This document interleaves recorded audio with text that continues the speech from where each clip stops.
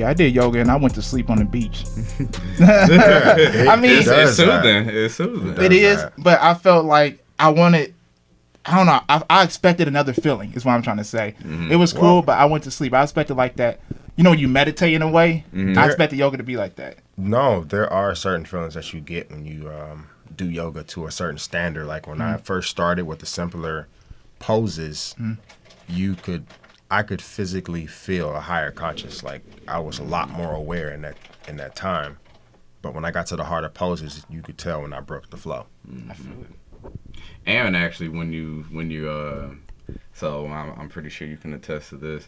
So say if it's a position and that boy tight, you feel me? That muscle straining. You gonna feel it. You gonna feel it, but then as you breathe, you can get deeper into that stretch just by controlling your breath. You know, if you inhale at that point or exhale, and then you actually can, you know, that pain doesn't seem as painful anymore. You know, so that's one thing yoga has taught me. Like you can withdraw a lot, you know, but focus on that breath. You know, that breathing will help you get through it. So is pain mental then? That's the question. Is pain mental? Pain has always been mental. Yeah. Yeah, that's all that pretty much sounds like to me, because when you do yoga, like you say, it helps you not focus on the pains. I know when I play basketball, like I twist my ankle or some shit. When I try to focus on it, I don't feel it. Yeah. But as soon as you focus on it, oh, that's my ankle. You fucked up. Yeah, for real. That's a simple example. Yeah. You get paper cuts and don't realize it hurt till you see it. Oh my God, that's true. Yeah. I cut my finger the other day and I didn't realize it until I saw, blood. Pain doesn't come from surface until it's acknowledged. So it. That was well said, brother. Brother man, Calvin. don't Brother Calvin. Calvin. Ladies and Damn, that's deep. Hey, first thing first, shout out to Deep Poetry in Toledo, Ohio, University of Toledo. Every time they say a poem, y'all, at the end, they was like, damn, that's deep. I like that, though. Ladies and gentlemen, boys and girls, welcome back to the Lavish Journey podcast. We got my brother Freedom over here. Ooh, what up, y'all? Back at it again with the Shenanigans. Hey, we got our brother Calvin in here. Hey. You know what it is. I'm low-key. Brother Low-key. Calvin, how you feeling? I'm feeling good. Dope. Real low key. Dope. And we got our great people out here. We got Chantel out here. Hi guys. We got Nyla out here. But I'm pretty sure I asked y'all like 10 times. Go home. Hey, she be turned. I'm pretty sure I asked y'all 10 times how y'all feeling already. So y'all still feeling good? Yeah. I don't know, my ass kind of hurt. Oh, your ass hurt. Question of the day: why does your ass hurt? All right, so the word of the day.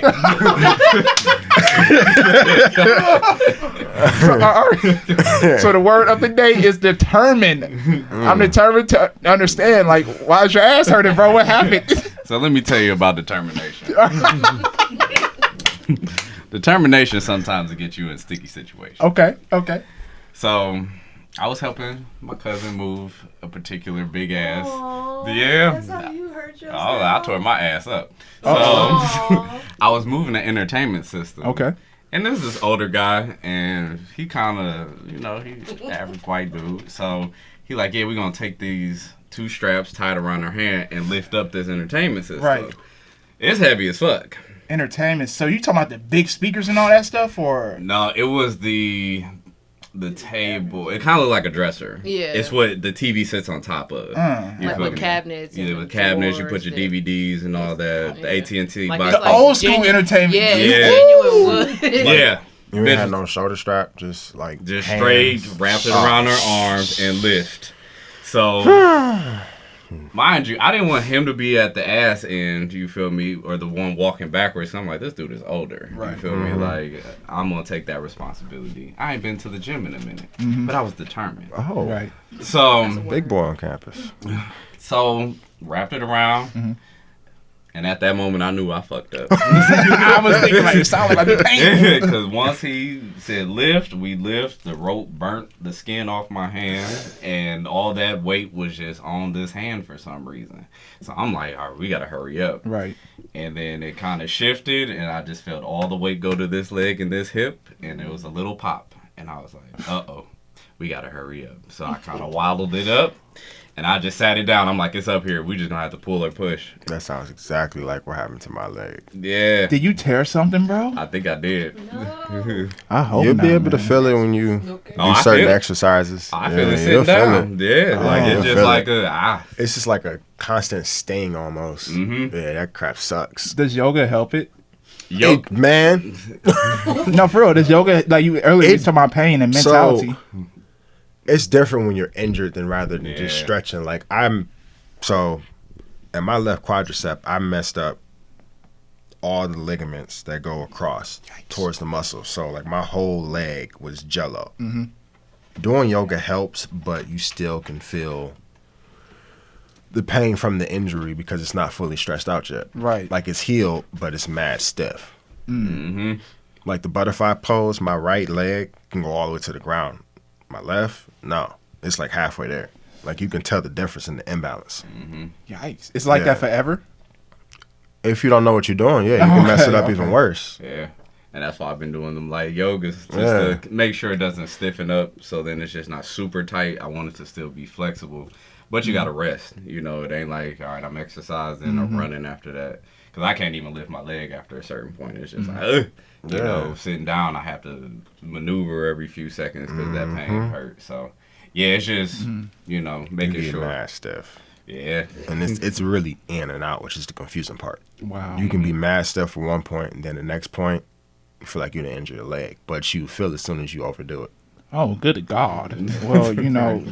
Like, No, that sounds just like good God. Like if if I'm out here running and playing basketball, pull my leg. Imagine playing basketball, you running. Ooh, you ever think about that though? Like a Charlie horse? Yeah, like a Charlie horse, but in your leg. he's not kidding with the maneuver. Like when See? it happened to me, I was walking. Like I was legitimately taking my both hands and picking up my leg to walk. Like I couldn't do it by myself. I had to pick up my leg and walk and stay bent over. So, That's yeah, how it is getting it's out bad. the car for Yeah, me. Like I yeah, can't it's press bad. off this leg. I have to literally It's press so off of bad. this leg. Really? Yeah. You That's on when bed you, rest. when you called me yesterday, you like, what's wrong? I'm like, none. Yeah, I called him. He's like, I'm chilling. I was like, man, are you sure you just chilling? Sound like Yeah. I don't know, but yeah. Yeah, my You gotta ass was keep it hurting. elevated, ice it around the I feel clock. bad. Oh, that's okay. That man was just, he didn't know how to I lift mean, some was shit. handling it like, Did this guy hurt himself as well, helping you? huh? He had the Did he? easier end to go. Oh, so He you was you holding down. the weight. Yeah, Yeah. okay. Yeah, I'm up Man. and going backwards, and we had to go up the ramp. So it's just like, That all just bad. sound bad. Yeah, it was just bad Dang. maneuvering. And even lifting, you just know, like, there's no way that, you know, this is going to be an easy. The easiest task would have just been, like, either flipping it Right. and having it, like, on a rug or something and pulling it. You know, just pull it backwards. He push, I pull. You feel me? So then just using your legs, Right. at least.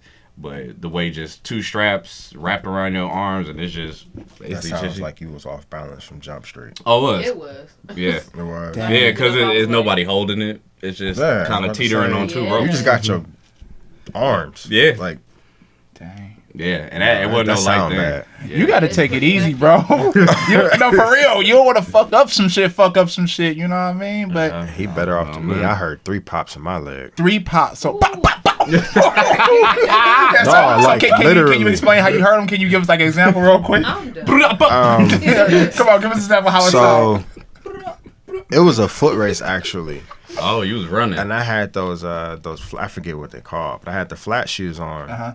And when I was running, it was a foot race. This guy was speeding up, so I decided to speed up. Uh-huh. Not knowing I had no bounce in my shoes, I was running, and I felt this little pop, and I ignored it because you always feel a pop in your head.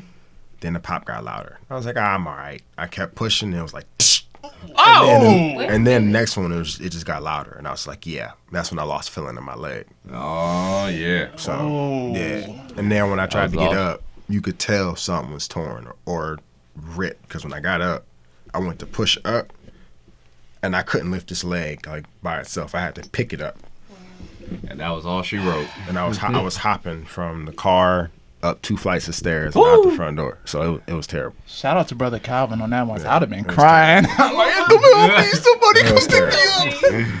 I And respect then- you. Go ahead, bro. Going to sleep with that injury is the worst because if you move the wrong way, You like, it's waking you up out your sleep. You know what? I can definitely agree with that, though. Like Sleeping you with an literally injury. sleeping paralyzed when you got the type of injury. Sleeping with an injury is terrible, man. So yeah, nah. That's dope. Wouldn't recommend it. Yeah, if you get hurt, sit down. Don't be like me. Like, Man, you know, how you gonna tell them to sit down? But every time you get hurt, you go back playing basketball. This is one guy I know. Bruh, He you would think I go wasn't twist in the his gym ankle. after that? Man, y'all tripping. When I'm hurt, I'm that nigga like, all right, I'm gonna go sit down for a few days and re-energize. Freedom, on the other hand, he would twist his ankle and almost break it. I'm coming back to open gym next week. Hey, I'm gonna take it easy. And we be like, all right, cool. He running 3-4 games back to back. Mess up his ankle He again. gonna feel it Oh, it's next cool. day. Then he come to the podcast. Oh man, I got messed up yesterday. you know what? God body. It's coming soon. Alright? It's coming soon. I'll tell it every time. Upgrade. I respect that. You know, and speaking of determination, by the way, Quavo, 29 years old, fan, you know, Migos, y'all hip. He graduated with his high school diploma. And somebody says, y'all think it's necessary if you got money and a career to go back and get your high school diploma? Shout out to Candace. So do y'all think it's necessary? You know, knowing he's 29 years old, he's rich, you know, he's Quavo. Y'all think it's necessary to go back to get your high school diploma? It depends on the individual. Yeah, I feel like if it was bothering him enough or you enough, then I mean, yeah, why not? You know, it's just something to have to say, yeah, I graduated. I think it's a self thing. That's why I was thinking of integrity when you asked that question. Yeah, because nobody else, if you balling out of control, what the fuck that diploma doing for you? Not for him. I mean, what is it really doing? But I think a part of his self wanted to show, like, I can achieve this. I can graduate from high school. You know, so no, does it matter? No. He's technically made it in his own way. But for his own self-esteem, for his spirit, his mindset, it was a necessity for him. Yeah. I feel like this shows that money, I mean, we all need money to survive. But it shows that on a deep level, money really doesn't matter because he got all the money in the world. Man. And he's still, I need my diploma. Yeah. You know, at 29 years old. So anybody out there who doesn't have a diploma, this guy's rich and still, you know, went and got his. It's just like Nipsey Hussle was. Nipsey felt he didn't need it at all. He didn't even graduate. He didn't even go to high school. He dropped out in like the 6th or 7th grade. That nigga said, I know what I'm doing. Yeah, like, hey, bro, he was self-taught, so it really just depends on the individual. And like you said, that do play an influence on like your family bringing up, your family upbringing, and what you learn in the streets. You feel me? Because it seemed like he had enough ears or enough mouths that was feeding him. You know, that he understood early on, like, you know, generational wealth. You know, and to never give up on yourself. You know, your dreams. You know, run that race. Right. You feel me? The marathon continues, but his marathon, it wasn't with this white schooling. You feel me? He probably understood early. I don't need this to be successful or to make it. So yeah, I feel you. I feel like me personally, I would definitely still go get it. You know, I could have got rich in the middle through college. I still would have finished just for the fuck of it. You know, just for that pride part, like to say, yeah, I did my education part, and I also, you know, I'm also rich. Right. But I do respect him getting his high school diploma. You know, I bet his mama was happy too. Like, oh, thank God, the baby father got the. He got it. 10 years late. You hear it in a lot of families. Yeah. At least get your high school diploma. At least. Yeah, guaranteed. That's the first thing they say. So. Because they want you to have that job. Yeah. At least a job is going to look at it. Well, did you graduate? Didn't they pass that law a couple years ago? You need at least a diploma to get into fast food restaurants now. Wow. If you don't have it, you can't get hired. You know, that's good. I'm for that one. I feel like you should guarantee finish high school. You know, I understand entrepreneurship. I get it. But I feel like high school, you should at least do that. At least. Yeah. I ain't trying to say go to college. I ain't trying to say go to trade school. But at least finish a high school diploma. Basic education. Basic. At least you know how to read. You know how to write. Yeah. At least you know something of your history. So if y'all dropped out of 10th grade, do y'all think y'all be able to survive in today's world? Like if I was in the 10th grade now 16, and dropped out? Yeah, right now in today's with the knowledge I have? Or actually, no, let's go back to our era. 10th grade, the knowledge we had then. No. Not now, then. No. Y'all think, No, thank you. No, thank you over here. How about you, Freedom? No. I don't know, because like now I could say no. Confidently, because things are changing. Yeah. You know, like the way kids are even learning now is way more advanced than us back in the 3rd, 4th, 2nd grade. You feel me? So maybe back then it might have been a little easier to really drop out and all right, now I can maneuver. Technology wasn't as, where it is now, 10 years later. Right. The qualifications to get certain job wasn't where it is now Right. to do A, B, C, D. So 10 years ago, maybe, because it's like, all right, I can know someone and get plugged into a job. Facts. You feel me? That's all the jobs I worked at. I just happened to know somebody and they was like, oh, we'll get you in here. No problem. Like, it didn't matter if I graduated or not. They were just like, all right, Brian, all right, cool. We'll ask you a few questions. It's about how you present yourself, because you could be a dummy, but as long as you know how to present yourself, they'll think you're brilliant. That's true, man. There's really no paper trail needed. No. Yeah. They say it's all about who you know. And I realized that through life. I mean, personally, I don't think I would have survived dropping out 10th grade. But the knowledge I have now, yeah, you know what? Yeah, I wouldn't do it, but I think I would be able to carry myself very well. I mean, to drop out in the 10th grade, you really got to be very intuitive and have. Oh, you really got to have. You really got to have a deep sense of awareness about stuff for you to drop out in the 10th grade. So, how intuitive do you have to be? Can you give us some examples of this intuitiveness? Well, first of all, in the 10th grade, a lot of people. I hate this word, but a lot of people aren't really woke. Like you're constantly distracted with the media, with your life, just living YOLO, having fun in the 10th grade. Nobody's really that focused unless that's part of your upbringing. Right. Unless that's the seed that's planted, nobody's really focusing on being smart enough to do that. You really just starting to come around the curb in the 10th grade. Like, dang, this really is life. I got to start taking stuff serious. Yeah. There's no joke. My 9th, 10th grade year, bro, I did not take that stuff serious. Was you partying and getting drunk and stuff? Or No. Tell us a while. Hey, Calvin was wild before this, y'all. You was gangbanging? No, believe it or not, yeah. You was gangbanging. Believe it or not. Hey, he said he went to Shaw. Yeah. No, believe it or not, this didn't happen at Shaw. This happened at Horizon. Tell us this story. We'd like to hear this. Well, I sit my kinky curly. Pass me that when you're done, brother. Shout out to Kinky Curly. You go hold on. We got a comment first. Hold on, family. It's Read a that hair comment, care man. product. Hair care Kinky product? Curly is a hair care product. Oh, kinky. Get right. Kinky pussy pink. My bad. I'm leaving. Okay, we're drinking on some kinky liquor. It's pretty smooth. But no, tell us about your gangbanging experience, man. The first thing I will say is know who you associate yourself with. Yeah. Because when I became a blood, I had no clue that one of my friends was a blood. And I got mixed up in it. So I was at Horizon one day and I was in the playground, cement park. Pulled a knife out. No. I ain't go that deep into it. No, okay. But I was sitting there and some random black dude walks up to me and says, "What you repping?" And me being me, I said myself. I'm like, what you talking about? What you repping? I'm repping myself. Yeah. He was like, "You hang with Harlan?" I'm like, "Yeah." And he was like, "You know what Harlan is?" I said, "I don't read code, so you might want to speak up." Right. He was like, "He's a blood." I said, "What that got to do with me?" Right. He was like, "Watch your back." And I was like, "Is that a threat?" He was like, "That's a promise." I said, "What?" So I couldn't get mad at him because I didn't know. So I went to Harlan. I was like, "You a blood?" And he looked down. I was like, "You didn't think that's something you want to tell me?" Yeah. Who you affiliated with means a lot. So I didn't know what to do. 10th grade, I was like, "Okay, so what do you think I need to do?" I was like, "You got to jump me in, go ahead." Yeah. Be protected. They was like, "No, you don't need to do that. You just need to take a punch." So they offed you? Like, I said, "To the body or to the face?" yeah. He was like, "To the arm." I was like, "Okay, first off, this is a fluke." America. I was like, "First off, this is a fluke. You're hitting me in the arm?" He was like, "Yeah, but it's going to be my hardest." I said, "Okay, whatever." So he hit me. Ow. There came a day where I was tested. It was like, so we need you to go up to Damien. Oh, shit. Not Damien. That's the devil. Was Damien an Shout out to OG? Damien. So this is the funny thing about this whole situation. Uh-oh. Damien was one of the people I grew up with, so I knew him personally. Right. So I went up to Damien. I told him the ropes. I told Damien to check his flag.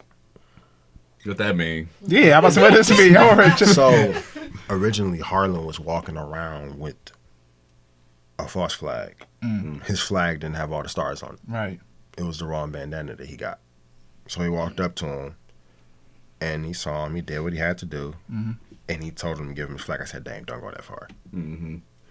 Dame's been in blood since he was 10. Dame's 3 years older than me. Oh, so he committed. Yeah. So he started talking. He was like, so nigga, you know, since you got the wrong flag, I should cut your jaw out, right? And if you look it up, that's the real thing to do when they false flagging. They cut your jaw out. So what do you mean by that? I don't know any of this terminology. It's exactly what it sounds They like. cut your jaw out? Like they literally cut your jaw. Oh, I know Yeah. they call it something inches, I mean Yeah. stitches, some shit like that. So after that, Harlan decides he wants to confront me. Yeah. Mind you, Harlan is frail. Like, He's a frail boy. yeah, like almost borderline anorexic frail. Oh, that man's small. So he decides he wants to check me, and I just said, Harlan, gone. Yeah. Because I was lifting weights. I was playing baseball. I was acting. I was like, dude, I will kill you. Just go. Not literally. I was like, kill you. Like, I'll mess you up. Okay. So fast forward like 2 months. This is when I knew like I really didn't have a choice. I had to be around these bloods. I'm walking up the street. Uh-huh. This is like halfway through my 10th grade year. I'm walking up the street, and some Mexican looking dude with long hair jumps out the bushes and tries to off me. So when he swung, I dipped it, and I was like, yo, hold up. You're not about to just swing on me and not tell me why. Right. He was like, is you such and such? I was like, no. He was like, you lying. I'm like, what? He was like, you look like such and such. I was like, look, if you want to fight, we can just fight. You swung on me anyway, and I hit you. Yeah. So me and him fought. I asked him where was his OG or whatever. He ain't tell me. So I threw him back in the bushes. Started hitting him. Apparently, I blacked out because he went to sleep. And I hit him again and woke him up. And it just fast forward. So I went up the hill to my father, and I told him. He didn't know what to do. Right. So immediately I called Harlan. I was like, you need to come to my house right now. You ain't gonna tell me that. I had some shit in my teeth, y'all. Oh yeah, you did some shit in your teeth. Sorry, I should have told him, y'all. Sorry, y'all. Sorry to interrupt. Yeah, you had some shit in your teeth. Attention. I was like, fuck it. It wasn't bad. Somebody told you on your live. They did. Oh. Sorry, I didn't want to say that. Hey, you got some shit in your teeth, bro. Fuck it. I didn't want to cut the man's story off. Yeah, me either. Cause he was talking. I was like, get that. Okay, so back Thank to you, Tail. so what happened after that, bro? He came to me and we talked. Okay. Honestly, I didn't like it, but it was kind of common sense. The best thing to do was to stay in it. So I ended up staying in it Okay. for about 2.5 years. So when it comes to, I don't know shit about gangbang. I'm from South Euclid, but so how do you leave that shit? Like in real, like when you end, I heard when you end it, you end it for life. You don't necessarily leave it. But you leave it. It's basically like outgrowing your younger self, but it's really still there. I get what you're saying. Like you have certain habits as a youngin', It's your DNA. and sometimes it reappears. Same thing with the blood. Like sometimes that mentality can just appear. That's why I got those red headphones on today, huh? Oh. That's why I got those red headphones. back to you. Yeah, it can't see. Brother Calvin. I'll say something that was my mentality when I was younger, and Go for I it, still bro. have a habit. If somebody so much as cut their eye at me, I was ready to fight. Like, you know, once you walking past somebody, and when they walk past you, they still looking at you and they look away. Anybody did that, I just stole on them. You was reckless like that. Yeah, I was very reckless in high school. So do you find you still have like a little reckless in you? Because like you said, it's always in you, you know? So you find somebody looked at you funny in public, you were off them? Oh, I still fight that every day. I feel it's disrespectful. Oh, so hell, somebody looks at you like, hey. No. So it's like a It's dry different stare. looks. I get you like, It's like a dry It's stare. that- So if you're walking past me and we're going this way, uh-huh. and you look at me like this, What's and your then you head cut your cocked? eye, once you turn back and you didn't say nothing, it's personal. That's true. But you know, I know a lot of our brothers So- do that. Black brothers do that to each other. See me, I'm a very obviously, hey guys. But I know That's mom why and I pub had to learn- sometimes. That's why I had to learn to control it. Yeah. 'Cause it's so common. Yeah. And people don't mean nothing by it, but I didn't feel that way. But why do we do that as black men though to each other? Cut that shit out, y'all. Like I'm always, hey guys, and people like, yeah, like To show a lack of intimidation. Like, I'm about to say it's that you got to be hard. Yeah. It's that hard mentality. Same reason people walk slow. It's to show you not scared. It's to show you can be assertive. But it seems like you're trying to press another guy in a way on a deep level. That's what it seemed like. I got to show this guy that I'm more masculine than him. You know what I mean? That's all it is. It's only for security. That's all it's for. Say it again. Ego. Ego. It's only for a sense of security. They're doing it for themselves. Yeah. That too. That's where it comes from. Yeah. Especially if you're in a gang life, you feel like you're protected. You walking a little differently. You feel me? Yeah. Remember Cockeyed Billy? Wait a minute. Brush. Yeah. Yeah. Shout out to Cockeyed Billy. I'm sorry, you a real person. Sorry, It's all love, sorry brother. friend. Oh, you know him too? No. I thought she knew it too. Hey, come on the podcast show, bro. Hey, Billy. Yeah, but what happened, bro? Tell us the story. Don't mind the cockeyed part. Just come on. But you know he got us in the gang, in the Bloods. You feel me? You was in the gang too? Yeah, but it was like some Facebook. That's Or no, Since MySpace. when? It was MySpace shit. Okay. You feel me? And he was like, "Hey, we need y'all to be a part of this lifestyle." Right. And he asked me and Devo because he knew we just hung so tough back in them days. Right. And he was like, "Yeah, man, y'all want to be a Blood?" And it was called ASG Bloods. Uh-huh. And it was like they had this group chat thing, and Billy introduced us to all these people. He's like, "Yeah, these are 2 new members. You feel me? Right. I'm gonna handle them when they get to the school and all that." And he broke it down to us. He was like, "Yeah, your page has to have red on it. You gotta have this." I don't know what the fuck it was. Just some Like, shit, yeah. Yeah, but all of their pages, who was a part of this Right. affiliation, had that shit. They give you a packet to memorize. No, that's what Billy was talking about us to do. But I was like, Billy, quite frankly, I don't give a fuck what you on. I'm trying to hoop, you feel me? Yeah. This niggas out here. You know, it's just like, You tryna wanna have fun. just have fun. Yeah. And even then, I didn't take it as serious. Like, Billy was in that shit.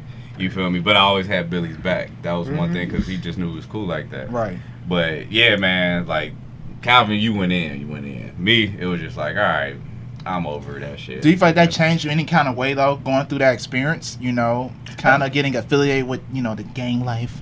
Yeah, I mean, as you're impressionable, Right. As a young man, you feel me? Okay. Anything impresses you, especially once you feel like you belong to something, and especially these other dudes who tough. You Right. feel me? It's like, oh yeah, I feel with these niggas. You feel me? Like, I got like you got security. yeah, like I got security, and they fucking with me. I fuck with them. Okay. At Go the ahead. risk of exposure, gangs ain't as tough as you think. Nah. Okay, so now that we're older, obviously we OGs for our age now. What advice do y'all have to the youngest out there? That's probably getting introduced to this type of stuff, or feel that it's good to join a gang or a clique. What kind of advice do you have for them? It's okay to be lost. Mm-hmm. Everybody's lost at some point, but you don't gotta join something that you can't identify just to feel at home with yourself. So for like a kid that's like, okay, it's okay to be lost, but how do I find myself? What advice do you have for them? Oh, just kidding. So for a kid that says, okay, it's okay to be lost, but like, how do I find myself? What advice do you have for them? Sit down and read. Look at who you are as an individual. What do Pay- you like to do? Yeah, pay attention to your reactions. Yeah. What triggers you? What keeps you calm? And the people who are in the gang, ask them why. You What- feel me? Yeah, You know, like talk to the OGs. Be like, what got you into this lifestyle? What's some crazy shit that you've done? Because then I'll kind of awaken you, like, oh, especially as a kid. If he said, I got stabbed right here. You're like, I don't want to get fucking stabbed. You feel me? Or your friend who in it. What's something that why do you feel like you need to be a part of it? Question shit. Don't just flow with it. Have questions that you need these answers to. Because as kids, we don't question anything. We're just doing because that's what the crowd is doing. Right. And be confident in those questions. Like, it's Right. what you want to know. Yeah, it's what you want to know, what you need to know. And just don't feel the need to be involved with everything as an individual. Like, don't get me wrong. I'm not sitting up here saying I've always had this sense of poise, but you can't. One thing I learned growing up is you can't go out trying to find something that's really internal. And that's what a lot of people do. When you lost, you going out trying to satisfy this void with something that's not there. You only adding to the problem when you go out and doing that. Yeah. So, yeah, just sit with yourself. I can honestly say 50% of, more than 50% of the human population cannot sit in a room and be quiet with nothing on, nothing playing, just with their mind. Because I did an observation. Has anybody in here ever drove in the car with no music on? I do it often. Yeah, I do often If now. you look around, everybody has on headphones, somebody's on the phone, or there's music playing loud. There is no silence. Right. Even going on walks, walking the dog. They're not even walking the dog. They're on their phone. Just I never standing get on that. the curb. Like, They can't even be present. So you feel like they need a distraction to keep them present in a way, or how do y'all feel about that? Distracted. Distractions don't keep you Okay. present. If you're present, you're just like yoga. Like starting that with that again. When you're breathing, you're being present to your breath. Right. You know, people don't even recognize the pattern of their breath. You might Right. be, or you might just take a long pause before you breathe. Yeah. You know, or you might do short intervals. You feel me? But as you learn to do yoga, you're being present because as I, you know, that's a conscious thought. I'm consciously being present Right. of my breath. Yeah. You know, when you're distracted, you. That's true. Or a girl come up and you like titties, like shit, you know, you feel me, like you feel me, or if you at the park and your dog taking the shit and you still walking, you Yeah. feel me, like you don't know what's going on around you. You know, I agree with you because I walk now. Like I was telling you, like last week, I walk now. I go to the park. I'm trying to be able to jog, but I noticed that when I'm walking and I got just my phone in my pocket, I'm just walking, listening to every, you know, the birds, people talking. Yeah. But when I got my phone out, I get like to whole nother mode. You know what I mean? And it's like it slows me down in a way. It's like a distraction.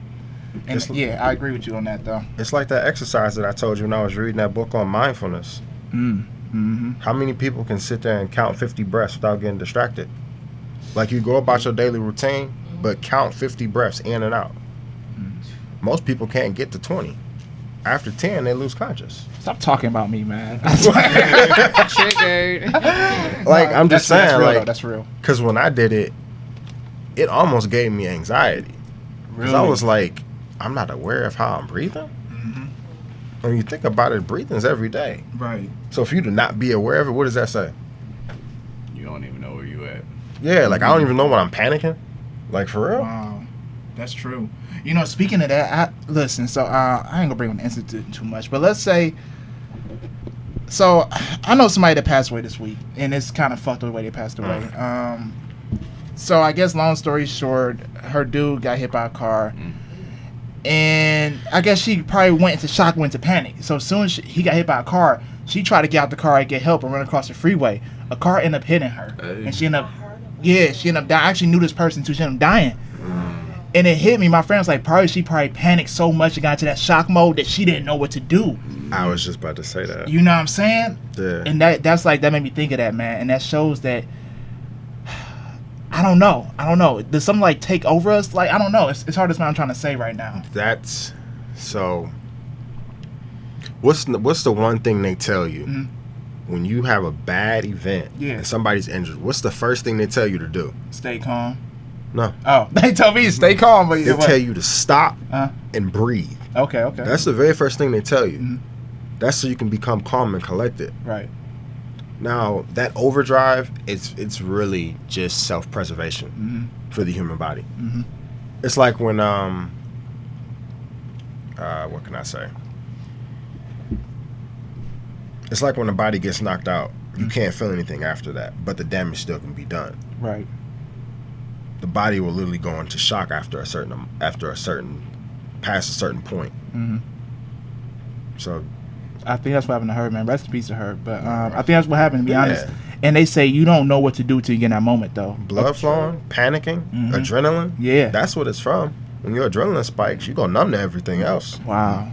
It's like a fight or flight. Yeah. You feel me? Yeah. Like you don't know what to do until that moment hits you. You Yeah. feel me? But if you're able, because you can't say every situation is different. Right, But if right. you're able to just stop for a second and breathe, that 5 seconds of you breathing is going to It's- change oh a my lot gosh. than compared to you just up and doing. You Yeah. know, just like Right. being impulsive. If you're impulsive, just let me think.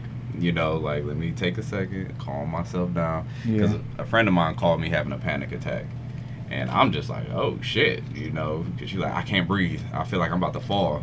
You feel me? And I'm just like, okay. Right. You know, and the first thing was like, you can't freak out. You know, keep your voice steady, keep it calm, gain her attention. You feel me? Like, okay, listen, it's okay. You know, just breathe. All right, I'm gonna breathe with you. You know, 1, 2, 3, exhale 1. And she still, but I can't. Yeah. But you know, but I have to. You have to stay calm for that person. You feel me? That's hard though. Yeah, Like, but if you freak shit. out, it's just gonna enhance them. You know, Right. so. Me, even before when I knew what she was having, Right. and my thought was, you stay calm. You know, she's having a panic attack. Breathe. You know, and making her do that. That's what calmed her. You know, just breath controls our everyday function. I agree. Like, think about surgeons that Oh, operate yeah. on lives all the time. Oh yeah. Imagine if they panicked or had an anxiety attack. Especially they cut the wrong See, but thing. you train for that. You know what I mean? Like, God rest her soul and her. I ain't put their names out there, respect to their family. Yeah, I but, get that. But God rest their soul. But, you know, in a situation like that, though, you know, seeing somebody die right in front of you, you can't really say. Man, that's life changing. You see what I mean, though? Yeah. She's scarred. Yeah, she passed away from that, bro. Traumatized, you know. Yeah. That's why they say go to therapy when you see stuff that's so gruesome. Yeah. I agree. Well, You yeah. got to. Yeah. Yeah, your mind takes you on a mind. It's like a Facts. No, Let's say, that's real. That's real. No, I'm trying to think of what the book called it. It's on the it's in the book, The Subtle Art of Not Giving a Fuck. Hey, It's, I started that book. The first chapter literally tells you about it. It's like this mindless loop. If anybody knows about that, the 8, how it's just a constant it's a constant loop. Yep. That's what your brain does. And if you don't stop it, man, that can kill you. It's like literally your brain can torment you. So That sounds wild. Well, yeah. Determination, there the you word go. of the day, what y'all. What you got for us, brother? Freedom. Well, I'm gonna end it real quick. Determination. Be determined to work on your breath work. Breath work is a vital function. You can't live without breathing. That's everything. So work on breathing to calm yourself mentally, spiritually, and physically. It will help you in every realm possible. And our quote of the day: "They tried to bury us, but they forgot we were seeds." By Infinite Waters. So, has there been a time in your life? sorry. I like that. Go ahead. That's deep. That's deep. Shout out deep poetry. Go for it. So, has there been a time that you felt like someone tried to bury you? Your name tarnished who you were as an individual? Have you ever been in a sticky situation that, you know, your ego didn't get involved? You feel me? Because you took the higher road. I can honestly say no. You know, nothing that That's came good. to my head. Yeah, something probably did, but I probably didn't take it that way. You know me. I'm like, whatever, fuck you. You know, I'm gonna live my life anyway. But Something that buried me. yeah, when I do fight somebody that's trying to bury me, you know, I'm a warrior. I overpower it. I'm like, fuck you. This is my life. You can keep on trying to bury me while I'm over here making my own land. You know what I mean? So, no, I can say no for now. I'll say, for me, it was getting bullied. You feel me? Oh, You got bullied? Shit, in high school? Man, you used to be I got fighting, bro. But see, that was before the clique. You feel me? Uh-huh. Like, I knew them, but it was like, no, this was Memorial, not high school. This is Memorial. I got you. You feel me? Junior high? Yeah, junior high and all that. So you really are still finding yourself. You still learning your friends, you know, to see if they had your back. To me, that's the type of you getting buried. You feel me? Because just like people who spaz and shoot up the school, you feel me? It's a lot of turmoil that they have within. They don't know how to dig out through the dirt, you know. So Hurt people. yeah, hurt people. Facts. So, you know, for just my suggestion for people who are, where there's someone who's trying to tarnish your name, you know, not make your feelings valid, find validation within yourself, you know, and family. Because family, a lot of people won't validate your existence. Right. You know, and we can't look for that, especially in today's society, you know. So validate your own existence. Be that man in the mirror, like Michael Jackson said. Look at that person and recognize who the fuck you are as an individual, because then nobody can even pick up a shovel to try and bury you. You won't even be in the hole, you know. To bury you, they'll bury themselves. So I just think, you know, look at who you are. Yeah. And that'll help you to not be buried as a seed. You feel And me? be comfortable in who you are. Like, you live with you for the rest of your life. Ooh, that's true too. Mm-hmm. Yeah, when you're I hate to use the word cocky, but when you're cocky about yourself, you don't give a fuck. like you said, it's like being comfortable in your own skin. You know what I mean? Nobody can really bury you. But I'm pretty sure as we as younger growing up, we can easily get buried. We was very vulnerable at that age. You know, little things like, oh, it hurt our feelings a little bit. But it's good you went through that experience because now you're a fucking warrior. You know what I mean? Oh, Freedom, the great. You know what I mean? Bitch, you better say it again. Not you, bitch. But I said it again for you. I keep saying freedom, the great. Freedom, the fucking great. How about you, Calvin? How you feel about getting buried and everything? You went go through any situations? Oh yeah. My own family buried me, man. Tell us about that, bro. Living in a house where you feel invisible. I'm there, but I'm not present. I'm talking, but I'm not attached. And what I mean by talking and not attached, I mean I'm talking to people, but nothing's being received.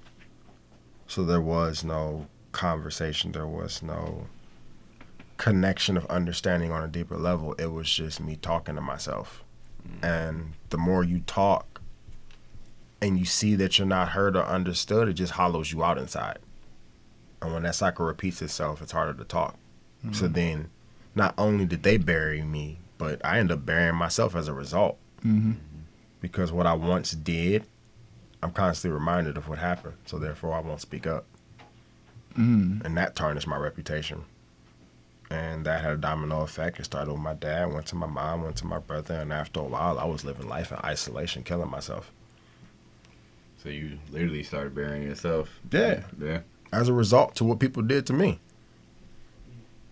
But then you forgot you was a seed, and you started growing your roots, and then you popped through that shit and was like, I'm Calvin. That's why I love the quote, planted but not buried. You know, they say adversity brings the best out of us, man. I feel like we all need a little adversity, a little, type of story like that to really make the best of us. You know what I mean? Yeah, like Inky Johnson said, you can't define a person's character according to when things are going well.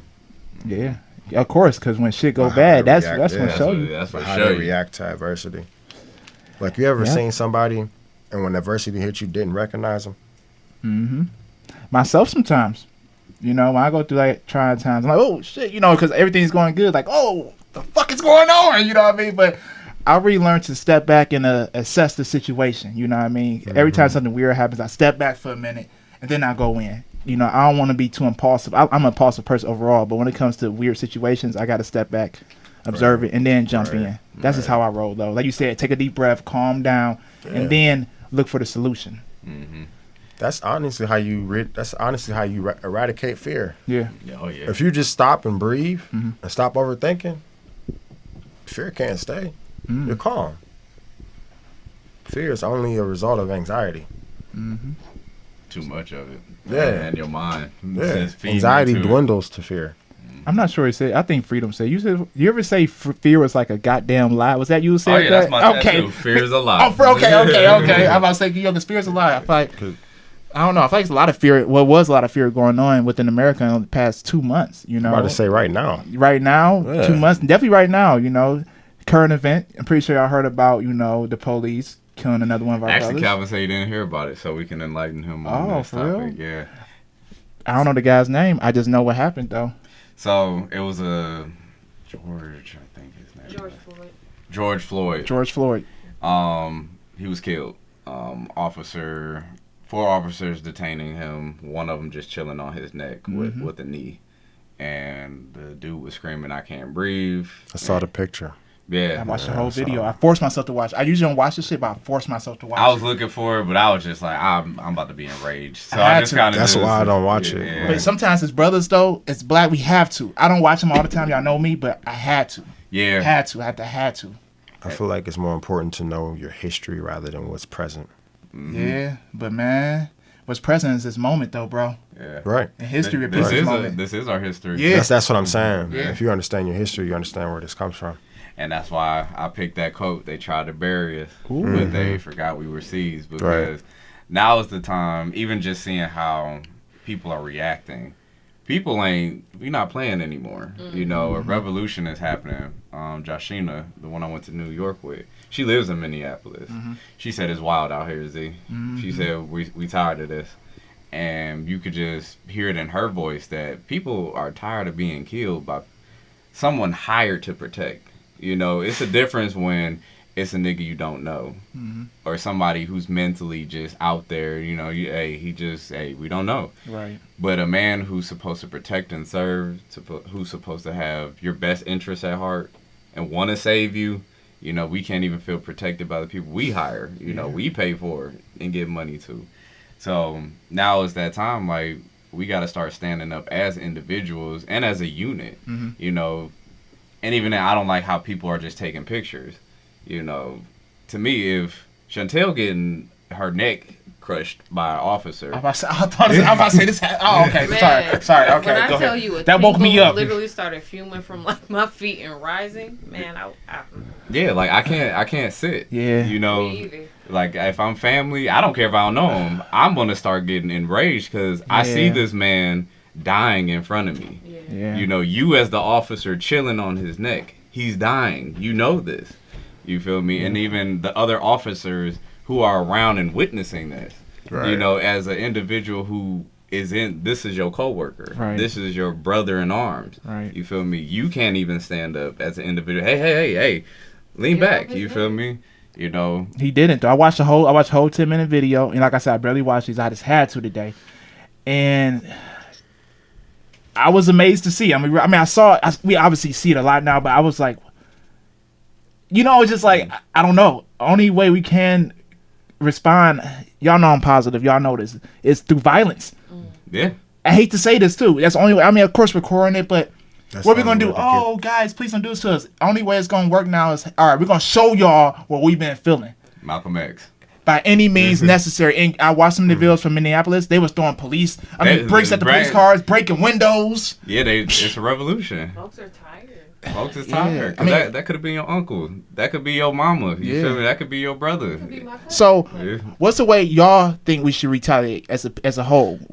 Everybody's point of view. How do y'all feel like it? You go ahead first, sister. You want to go get your input? You good? I need to think. All right, first. go ahead. Go. Anybody? Okay. I'm curious. Yeah, all right. So one for me is doing what they do. One is unify. Uh-huh. You feel me? We just don't want officers fired. We want your job. We want your income. We want you in jail. You feel me? If I kill anybody in here, I'm gone for years. You feel me? I don't want to. Oh, well, we're gonna have to shut the podcast down.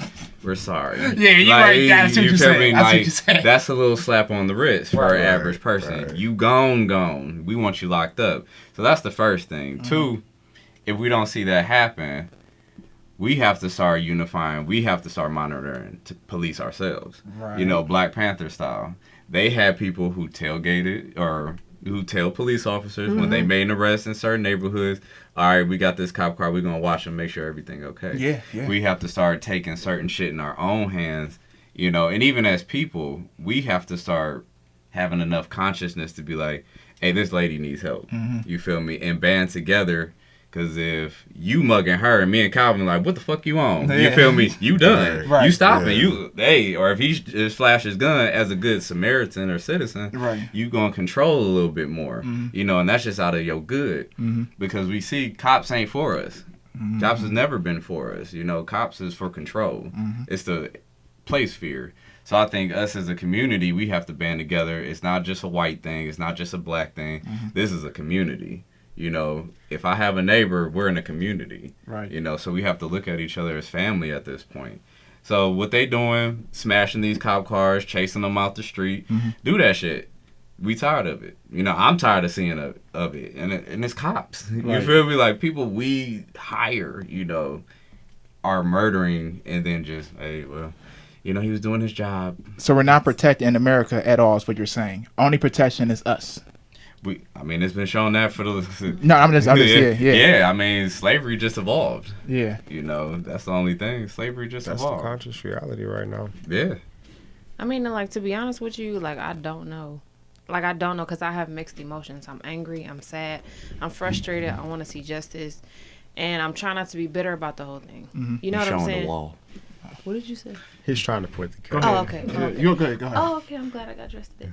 But yeah, I'm trying not to be bitter about the whole thing because I've been raised to be positive, to see the best out of people, but it's hard. It's hard to see, men like my uncle. It's hard to see men like my father. It's hard to see men like my cousin being treated like just an animal.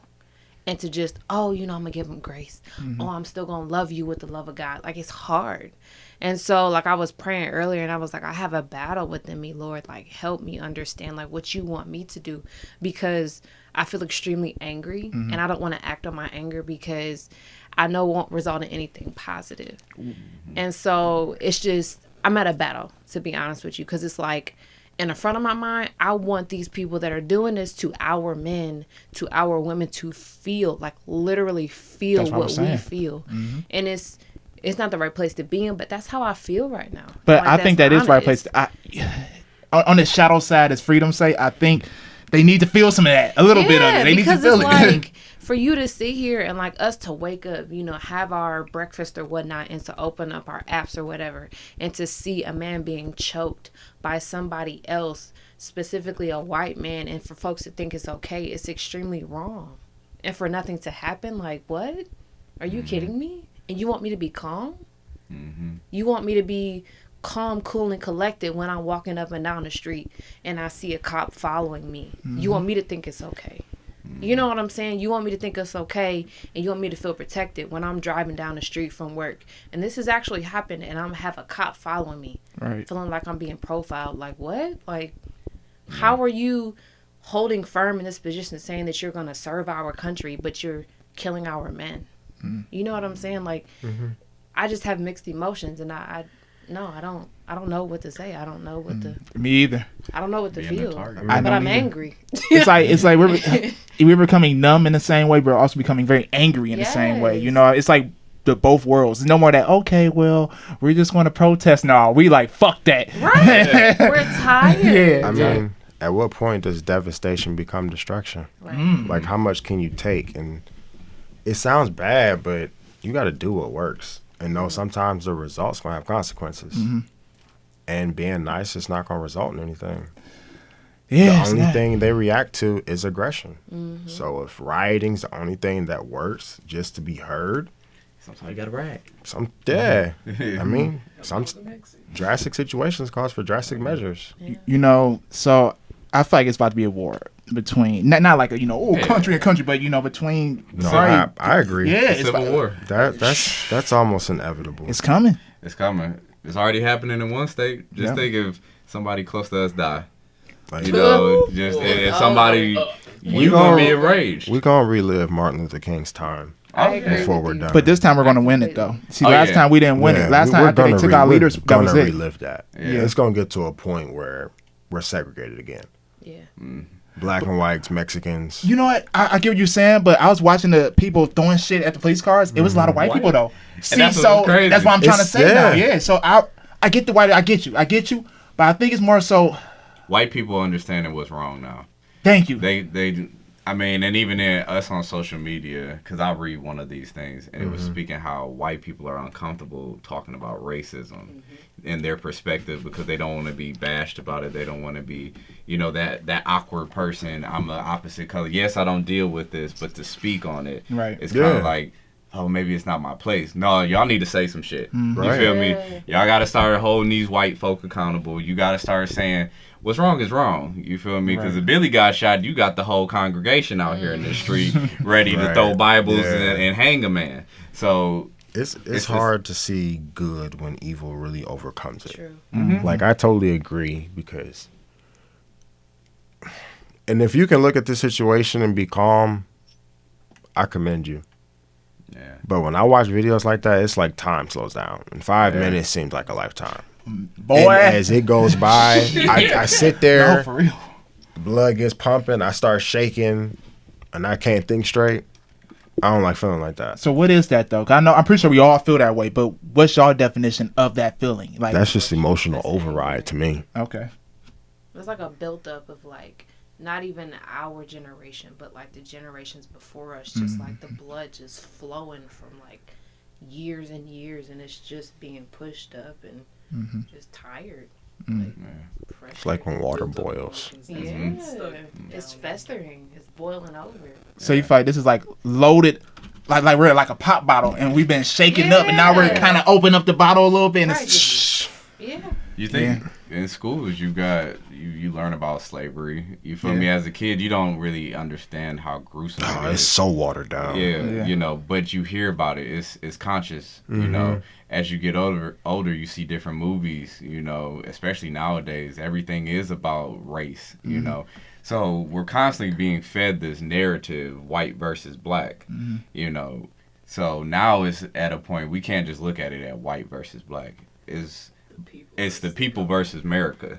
You feel me? I like that. That's the real issue, because everybody's in one box. But if you keep people divided instead of unifying, that's how you control. You know, you got, all right, let's make this narrative a white versus black issue. Right. Because then they won't unify to understand we're really the main issue right here, us with the government. You know, we'll keep them bickering amongst themselves thinking, oh, it's just a white versus black, but we're the ones who's fucking with y'all for real. That's real. Yeah. It's crazy you said that. Last summer, I was down Edgewater chilling. You know, I go out there to chill.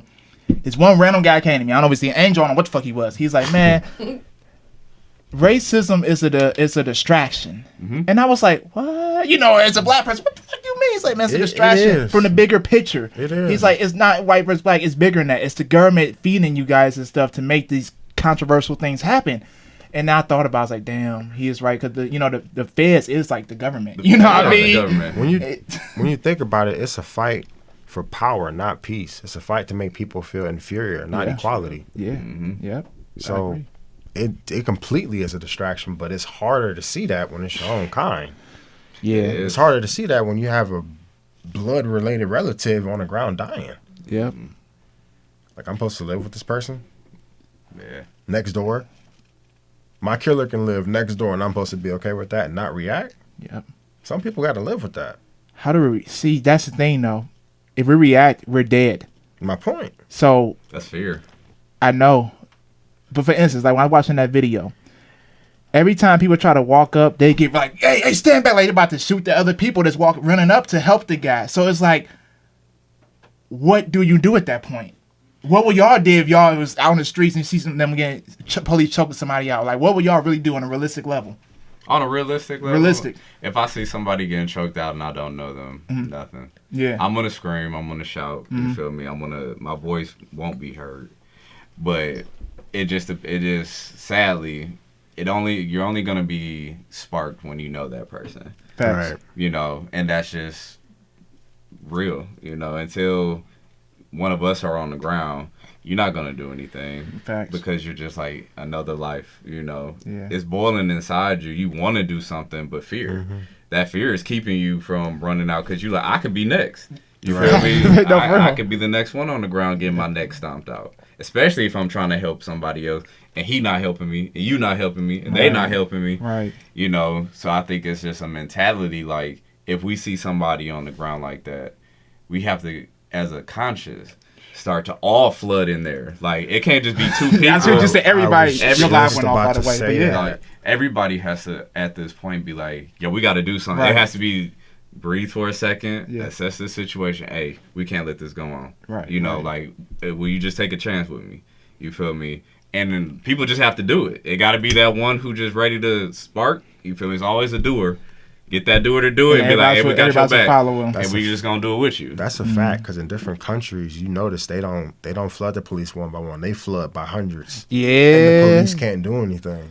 Because we're the bloodline. Somebody said that too. Somebody said we are everything. Just we're in fear. Number one, as a whole, we're in fear, and number two, it's just we're kind of blind to it. You know what I mean? Because we actually do outnumber.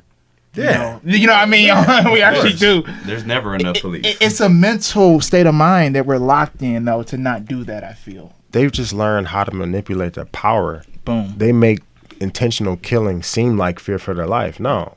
They just give the reaction that's necessary to have a free kill. And with the cops, they have that overused quote. You have 5 seconds to determine whether you live or not, even if somebody's not armed. If they say, I feared for my life, and they shoot you, that's it. Yep. They've learned how to manipulate that. And to me, too, one of my biggest issues. You in the wrong fucking business if you living in fear. If you can't be an Facts. officer and you can't assess a situation consciously without succumbing to your own fears, you ain't in the right sport. A lot of them scared as fuck. I do know a few officers, by the way. Shout out to y'all. You know, I know a few. But you're right. A lot of them are actually in fear. That's why they got that fucking badge. Yeah, they scared. Yeah, they the bullies. Yeah. You know, they the ones in high school got picked on. You know, they the ones you could just tell just how, oh, he's a dick.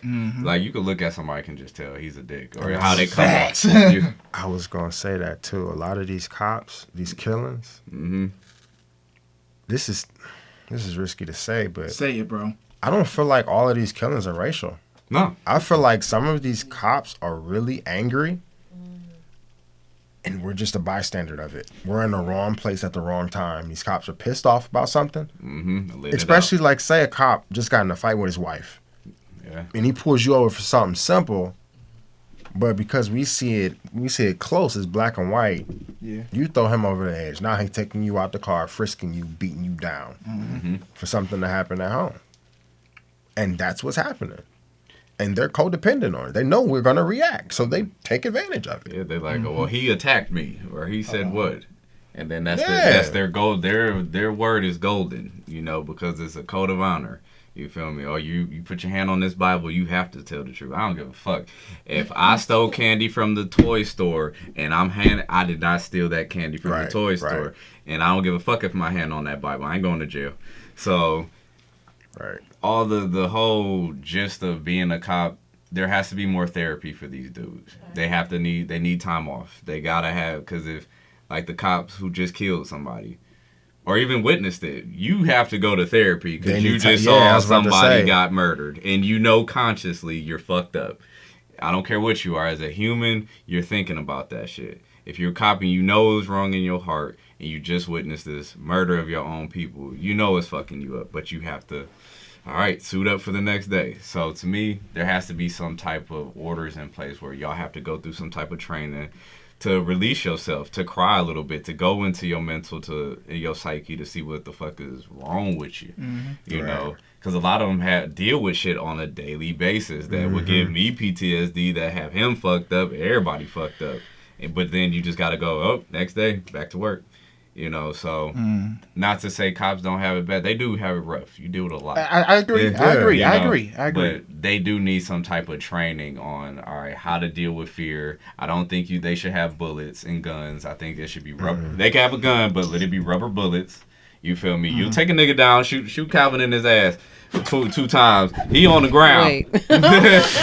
I see what you're saying. And Yeah. I agree. But you gotta remember, man. You gotta remember what America is built off of on a deep level. Yeah. Well, that's what I said. Just to change our culture. Change it up a little bit. I got you. And even because in Britain or in Great Britain, I don't think they have guns. They have batons and shit. Some people, yeah. You feel me? I was out in Yeah, Colombia beat and sticks. none of the police had guns. Yeah. What's that law? I think America's the only state that, I forget what it's called, enforces weapons or something like that. Yeah. Oh yeah, I because forget what it's called, but we're the only ones who do that. deadly. Because listen, I went to That's Colombia, why the rate's man. so high. Yeah, they had no guns. They had fucking club sticks. That's what I'm talking They had about. We're the club sticks only and a one that flashlight. enforces that. Like, it's bad.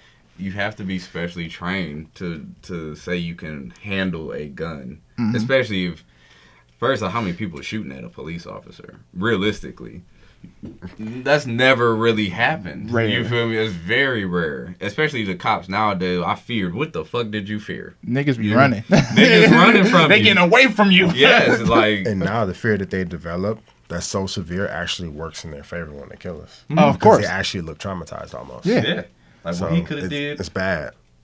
Like, he could be reacting from something that happened months ago, but he won't know that. So therefore, he's translating a simple situation, fearing for his life. So pretty much the cops have fears. What y'all saying? They have yeah. more fear than we have fear. Oh, When you yeah. think about it, yeah, They got more emotional issues than we do. than we do. They should be attended to way more than they are. They're only attended to when something like traumatic happens, when they kill somebody. So our enforcement system is corrupted. Oh yeah. Oh, it's been corrupt. Oh yeah. That's what they say. It's a gang.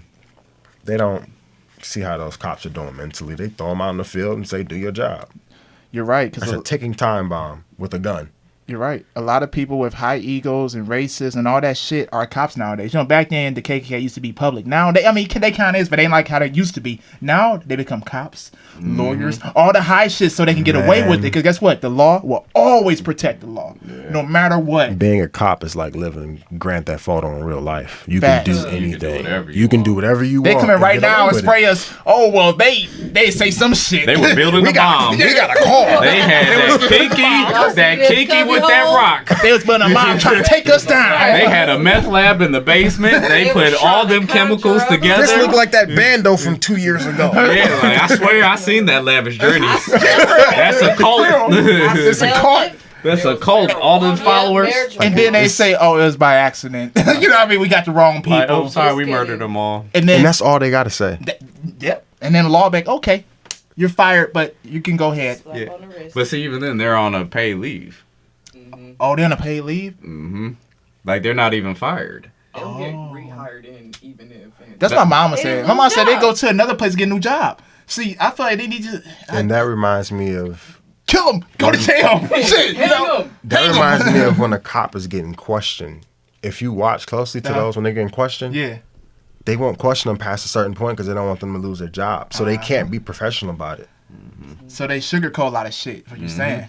Oh, these investigations, they don't go on as long as they should. Like, they don't do it how they're supposed to. Yep, I agree. They ask certain questions, and then after a while, because they're so close, they can't take their job away. They can't do what they're supposed to do. Yeah.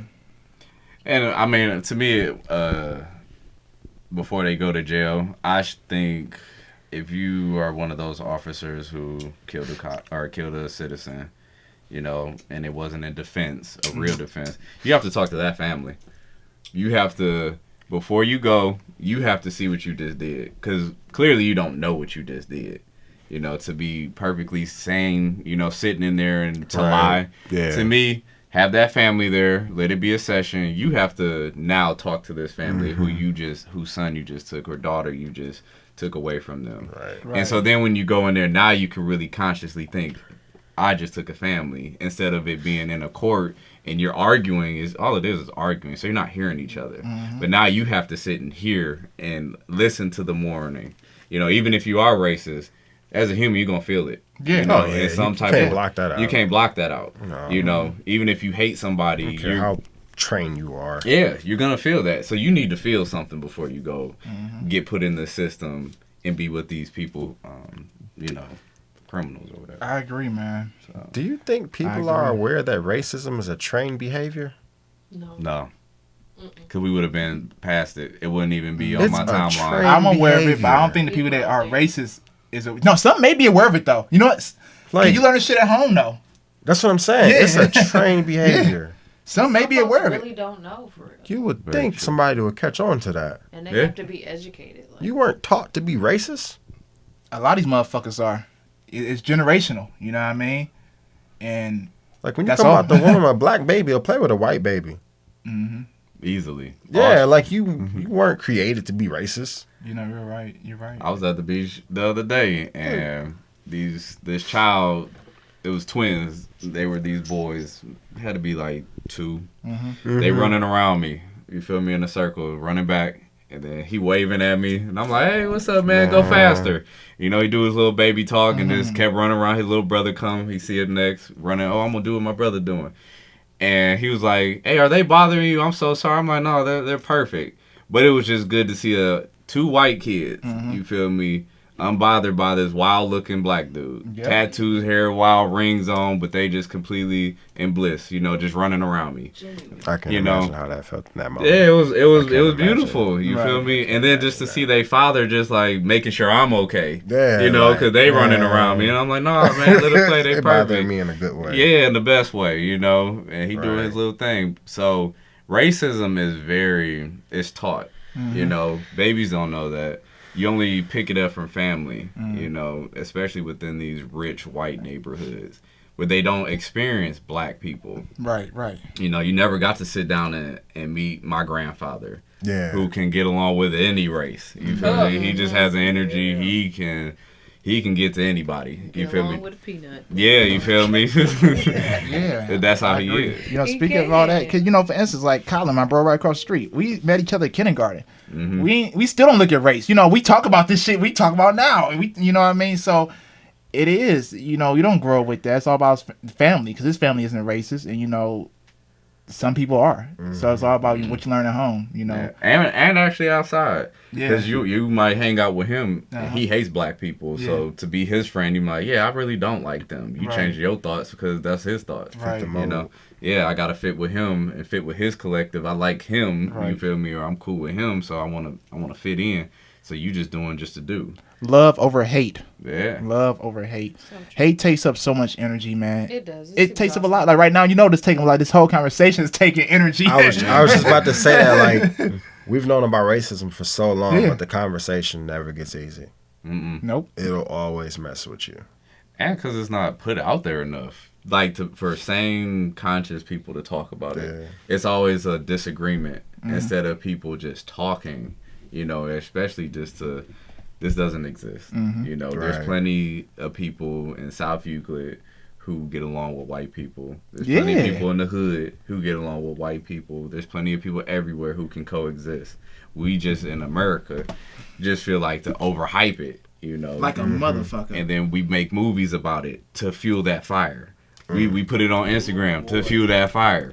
We put it on social media to fuel the fire. Instead of just being like, let's talk about it. You feel me? Like, this did happen, you know. Let white people have a say so. Let's see how y'all feel. You know, I do want to hear more white people talk about racism, talk about police Facts. brutality. I don't want to keep hearing niggas talk about it. I know what we feel. We all feel the same. We all the same way. Same. I'm Yep, cool. yep. I want to hear some white people talk about how they feel. So then the ones who do feel like how we feel is wrong, is hateful, you know, we need to move past. Then we can unify. Right. Because then we'll be like, I could shake your hand. I could embrace you as Yeah. a brother afterward. Because I know we're here now. Instead of just knowing I'm here with him and you, we all black. Yeah, So- and I mean, like, I feel like I've done that, like, with the lady I ran out to. She's white. Our whole family's white. Like, we've had conversations between one another about racism, about, like, people of color and about hatred and things and whatnot. We've come to a common agreement. And as a result, like, we've established a friendship. You know what I'm saying? An understanding. And so we're able to defend one another if she feels like I'm being threatened, and vice versa. Like, you don't do that to my friend. Right. You don't do that to my coworker. You know what I'm saying? And then I have coworkers that we have an understanding. Like, look, this is how I feel. You know, this is how, you know, I feel towards racism and things and whatnot. And she shares her opinion, and we also come to an understanding as well. And, you know, like Zaire said, like, or Freedom said, like, we come to a union, and we understand one another, and we're able to fight this fight together. And yes, it's, you know, outside of the box, but who cares? You know what I'm saying? I have an understanding with an opposite person of color. Right. Bonding. Yeah. Bonding. I like this. Yeah, Still bonding. You know, when they say communication is key, they don't fucking lie about that. Man. You know, all it takes is a little bit of communication to, I ain't gonna say solve everything, but solve more than nothing. You know what I mean? Yeah. I got a good question. So, with racism, we know it takes a lot of energy. But at what point does it get tiresome, or is it as if racism fuels them? I think the hate fuels. I'm about to say, because you would think somebody would get tired, but Because just like it seems like it's fuel. every day if you see, a man come down the street and slap your mama, Oh, hell no. you We feel in it now. You feel me? Yeah, like, Nigga be murdered off rip. Yeah, but you think every time you do it, are these people I'm about succubus or something? Yeah, oh, they are. Like, They man, fuel off of this negative energy. You right, though. They fuel this. You would think they get tired, but No, they don't. But if you're Oh a negative my person, you gosh. have to feed Yep, off of that. I was about to say that. I gotta fuel you. I Jeez. gotta make you mad because that's my source of food. And it's a show we watch. What's that? The vampire show, the new one. In the What shadow- We do in the shadows. What do we do in the shadows? What is that about? It's about these sounds vampires. interesting. And being It's hilarious. interviewed. Okay. They're interviewing vampires, but they're living in a modern century. You feel me? And so one of the guys is a energy vampire, Okay. and he makes people bored, angry, upset, and that's how he feeds. Though Really? he can't stand he those makes you upset, or he makes you like, but it's fueling him. That's what our society is based off of. So we feed off negative energy, what you're Energy saying. vampire. We're energy vampires. You think that's what most black people are now? 50 Cent is an energy vampire. Oh my God. P. Shout out to Diddy 50 Cent, but damn, is yeah. an energy vampire. Yeah. Oprah, Wendy Williams, Drake, Lil Wayne, they're energy vampires. Little Uzi. You know, these are people who you claim fame. You're now in an image of an idol to the masses. How much positivity are you feeling? How often are you seeing them say, drink alkaline water? It'll help balance A, B, C, D, E, F, G. Right. Do yoga. It'll help you, balance your breath. You'll become more conscious within you. It'll stretch your muscles. How many do you see saying, align your chakras? Eat right. Is fuck these bitches, pop these pills, have sex with everything while you can, when you can, how you can. It's a rape culture. It's male ego and toxicity. Fuck a woman, because a woman ain't ever gonna be shit. And I just heard that song, Woman Ain't Shit But Hoes and Tricks. And that was such a catchy song back then. But think how the mentality has gotten. For women, we will down them forever as long as we keep hearing songs, these hoes, these bitches, suck on my dick. You feel me? So we fucking up our own selves, though. Our culture, our black culture, which isn't even our culture, is a European culture that we've adapted to. But we are our problem. Right. You feel me? Blacks are our own issue. Yep. Because we won't look at a Bill Gates who comes here and we'd be like, hi, I'm ready to go. But let Migos come downtown. The bitch is packed. Yeah. Let Oprah come downtown. The bitch is packed. Right. Yeah, she gonna feed you that little shit, but how much of it are you actually maintaining? You just coming to see Oprah. Right. But if she's just like peace and love, crack vase can't hold water, so it can't. So these energy vampires are people who look like us. I remember when I experienced it. Fuck them. I experienced it close up. Seriously. I've experienced racism close up. In the same room, I've watched a black man call a dude that was not racist, just to see him get mad. For the people out there that's negative, get y'all fucking shit together. Like, God damn it, get some fucking pussy or go get some dick, ladies. Like, read a book. Yeah, for real. Like, educate yourself. But like Freedom said though, man, some people just like how I feed off positivity. Some people feed off negativity. Like, if something's going too good for them, it's like, I gotta go be negative. Like, what? But you know what though? Like I always say, man, it's the yin and the yang. You know what I mean? That's how life is. And we gotta understand that. You know what I mean? You got the good motherfuckers, you got the bad motherfuckers. But me, I sit in the middle. I understand both sides. But I choose to be on the good side more. You know? Yeah. I see the negative side. I'm aware of it every day being a black man. I see it every single day. Thankfully, I haven't done anything too, wild, obviously. Yeah. But, you can't let it really fuck your everyday life up. You can't. Like, I can't go every day dwelling, I might get killed, because then guess what? I'm living in fear. And when I live in fear, I'm not going to live to my highest potential. Right. And you'll manifest that shit. And I manifest. There you go. And yet, you know what? We talk about that on the podcast. You manifest that bad shit. Yeah. Like, I might get shot, and you might end up getting shot that day because you kept thinking about it. That's why I hate when people you gonna catch corona. Don't put your evil shit on me. COVID-19. Yeah. I just don't like when people say you ain't running a match, you gonna catch. That's what you thought. Bro, we been 3 months now. 3 months. And you don't got to become what you planted in, man. Yeah, you don't. Some people do that. They manifest that shit. And I do, but I just don't put your fears on me. Yeah. Keep your fears to yourself. If you afraid of me doing it and I still do it, that's my decision. Right. You feel me? I can't control what you do. All I can do is tell you, like, hey man, if you go out here, you can possibly get hurt. But if you still be safe or something. Yeah. Don't throw no. Be aware, but don't be scared. Don't throw potential death on me. Yeah, don't put your fears on me. People love doing that though. Oh, grandparents. People love putting their own fears onto you so you can feel that energy. Like, man, some people watch it, bro. Grandparents be scared of some everything. people do I love y'all, but unconsciously though. Oh my god. Some people do unconsciously. Some people don't know they're doing that. So you think it's instilled into them pretty much, and to their conscience. That's what I'm saying. You don't have to become what you're planted into. Some people do that, and they don't even know they're doing it. Like, my dad literally tried to put his own expectations on me last night, and he didn't know he was doing it. That's how bad it is.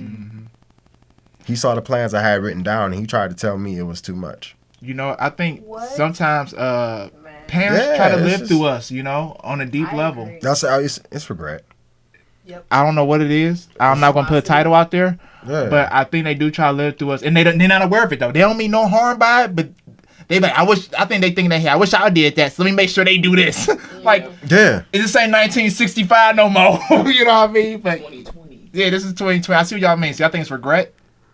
It is because Okay. it's. Sometimes it's animosity. Sometimes parents be jealous of you. Ooh. I was just about to say it. Sometimes your parents will compete with you. Yep. Oh. Mommy Well, parents is sick. Y'all see Shout out to my that? parents for Sick. supporting me. They don't compete with me that I know of. I love Some y'all. parents- Yeah. we coming live from the house right now. Without them, this shit wouldn't be here. But no, I hear that a lot. And somebody actually I interviewed said the same exact thing, that they're not close with their parents because they was going through some competition issues and you should do this and you should do that, and they said no, and they was like, you know, I get what you're saying. That's why it's important for parents to heal from their childhood. Because if you don't, that generational curse will be handed down. And Thanks, Mommy. you will be stuck. You will be stuck in something that your grandfather was supposed to deal with. And I don't mean your mom's grandfather, I mean your great-great-grandfather. But anyway it goes, it's not like it's on us already. Yeah. So We've all known that. So that's why they call our generation the generational curse breaker, I guess. Mm-hmm. Because if we don't do it, it'll continue. yeah, I think we're doing it now though. You know, obviously we're still young, we have a long way to go. But I think we're right in the middle of it. You know, Well, being conscious of it and talking about it says a lot. yeah. Well said, brother Calvin. Well said. So what is That this? man a deacon. He is. That is. He is. So Ironically, my dad's a deacon. Stop it. that's For real, my dad's a deacon. that's dope. Is your dad named Calvin as well? No, you know that. Yeah, you know Oh, that. shout out to Calvin. Hey, Freedom. So you was talking about some shit with Doja Cat and some shit. Okay, so Doja Cat apparently was talking on a not a live, but she was in a group chat, and she was with some white supremacists. And what? That's really happened? Yeah, and she said That something. just doesn't even sound good. Yeah, she was like, she said, you want to have some nigger pussy or nigger dick or some shit like that. And the dude was just like, What? oh, it's that easy, huh? But the thing that got people is just, you with white supremacists. Talking about you're a nigger. So you're appealing to the masters. Right. You feel me? Okay. I'll never be in that situation. As a black woman, Yeah. as a black man, whatever. If you got melanin in you, you'll never, even if you're white, Right. you don't want to be with white supremacists. You Right. feel me? Talking about anything nigger, anything black. I ain't even picking up your call. How you get this number? So to me is you're putting yourself in a situation because now she apologized. She did. I did her say she's sorry. Yeah, like I'm black, and I'm with this blah, blah, blah. You with the wrong side. You feel me? Once you step in there and you having conversations, you talking too much. You feel me? Right. My friend said, artists would be fantastic if they just would stop talking. Do you think it's Hollywood that's fucking them up though? I get it's them at the end of the day on a conscious level, but do you think it's Hollywood? Y'all think it's Hollywood? Right. Kanye said it Hollywood's best. the devil. What Kanye say? Well, Kanye brought my attention to the words that people say. And he said the lyrics is literally their intentions. Like they're not. Some of these rappers aren't just talking about the stuff. Just talk about it. That's their intentions. That's what they want you to do. So, When Kanye was literal about it, he said, "When I was telling you to go out and have an orgy, that's what I was talking about." So for sure. he brought it to my attention when he said that Right. because you always hear about these rappers talking about the life that they don't have, Right. but you never really think about rappers trying to influence you and tell you what to do in these songs You're right. and taking it to a literal standpoint. There's only very few. Like I listen to very intellectual rap like J. Cole, Yeah. Big Sean, Wiz and Kid Cudi and all them. And yeah, they do. But the mainstream rappers, that shit is, oh my God. That shit's like It's like they're in a cult. I think they are in a cult. Hollywood is a cult. No, I mean, but it like, becomes one. well, I'm Okay, about I to see say, what you're saying. if Beyonce goes out and says, kill white children, Oh, please. I bet you. People will start doing it. I bet you there will be or what do they call it? The beehive? What's it called? Beehive? Yeah, the beehive. Something like that. And you think they talking about fans, but they're literally like in a cult. These people worship them. You feel me? Like people have Beyonce all over her shit. I don't have one nigga on my wall. Idolized. You feel me? I don't have no man. That's their life. The Rihanna's Navy. You feel me? Like they go to extremes. Right. Like on Twitter, if you say some shit about Beyonce, they attack you. See, You feel me? And I don't care if you don't like her. Yeah, You feel me? Because I'm not I'm not worshiping you. right? You feel me? These people worship these artists, these actors, these people who have fame and fortune. So to me, it has become like an occult because they're in an occult, but it's like, let's teach you how to be an occult person. Right, You know, let me tell you what to feed out into the masses and control people. You feel me? Everybody spend your money on rims, not your children. Don't feed into their future wealth. You know, don't generational curses. You feel me? Go to the strip club, spend all that shit. Spend that shit, spend that check, and get it right back. He said it right there in the song. Yeah. Yeah. And then what you doing? You going broke at a strip club because you hear it at the club. Yeah. That's what you listen to on the way there. So you're Sound programming. good. Yeah. You're programming yourself. Just like in a cult. They program you to do it. We as the followers. Oh, the brainwashed. Yeah, they're brainwashed. So we're being brainwashed by the music we listen to. We have to be conscious of the shit we put in our ear gates every day. That's why I stopped listening to Future. You feel me? I used to fuck with Future heavy. But you know, bro, if you in a club, you hear some Future, you gonna get turned. Oh, you turn? Yeah. Oh, yeah. I know what you're saying. But No, it's I know the what you're saying. beat. I know what you're It's saying. really the beat and his hook. Yeah. His beat and his hook is catchy. That combination. But everything else that he's saying Woo! is so negative. Depressing. It's terrible. Yeah. You feel me? Who's my dude who just died? Pop Smoke. No, not Pop. What was the Rest in one peace to you, bro. who just died? He hung out with Tentacion Oh, and them I all the don't know. time. Oh, Juice WRLD. Juice WRLD. Oh, he talked about drugs a lot, and he ended up dying from Drugs. drugs. Man, You you got feel- 3 funnels of influence. This influence that Your eyes, your ears, and your mouth. So See, that's what I want to do. You know, I think I noticed that with artists and media, and that's why I'm building this platform. I know it takes some time because obviously mainstream going to outbeat it right now as I got more money. But I know throughout a few years, we're going to have the ears and we're going to give them some positive shit and some shit to help them uplift. Right? And hey, go pop some pills and get some Molly. Nah, resilience man. will penetrate that No, whole for real. thing. one of my students is actually on here commenting. What they saying? No, he just like, Mr. What's up, Mr. Z? You coming back next year? But the fact, They is remember you, Brandon. man. Oh, okay. Hey, Brandon. But yeah, he on here watching. Okay. And he what you 13, 14? You feel me? So the youth is already tapping in, and the fact that he's still on here watching. You feel me? So once people start, especially future generations, start to listen Catch on. and listen to people like us. You know, I told my friend, we had a conversation. She said, "I'm worried about future generations." Right. I'm like, "For what?" I'm like, "They got us." They do. Say And we're word. right at that point. And by the way, y'all, somebody commented said X got shot. We was talking about Juice WRLD, by the way, y'all. Yeah, Somebody said, okay. But yeah, We're the generation that plants everything. we planting seeds. we're the OG. I keep on trying to tell y'all, we're the Everything. high level right now. Yeah. Like, I know sometimes you may look at life like, I want to get, no, we're there. Yeah. We're there right now Yeah. as we speak. What you, Yeah. what you do now, you definitely will see it in 10 years. Yeah. You definitely will see it. This is it. I tell you all the time, ain't no more when I get older. No, Nah, you don't this got no is choice. it. It's now. It's now or never right now. Yeah. Ain't no more, oh, wait, when I get grown. Nah, bro. I feel like once you hit like your mid-20s, that's it. You're at that point that people are looking up to you. People are probably been looking up to y'all, but but definitely you're like over the hill with the 20s.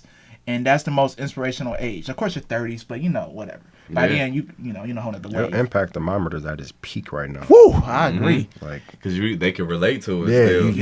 you mess it up Yeah. now. I don't know what you gonna do.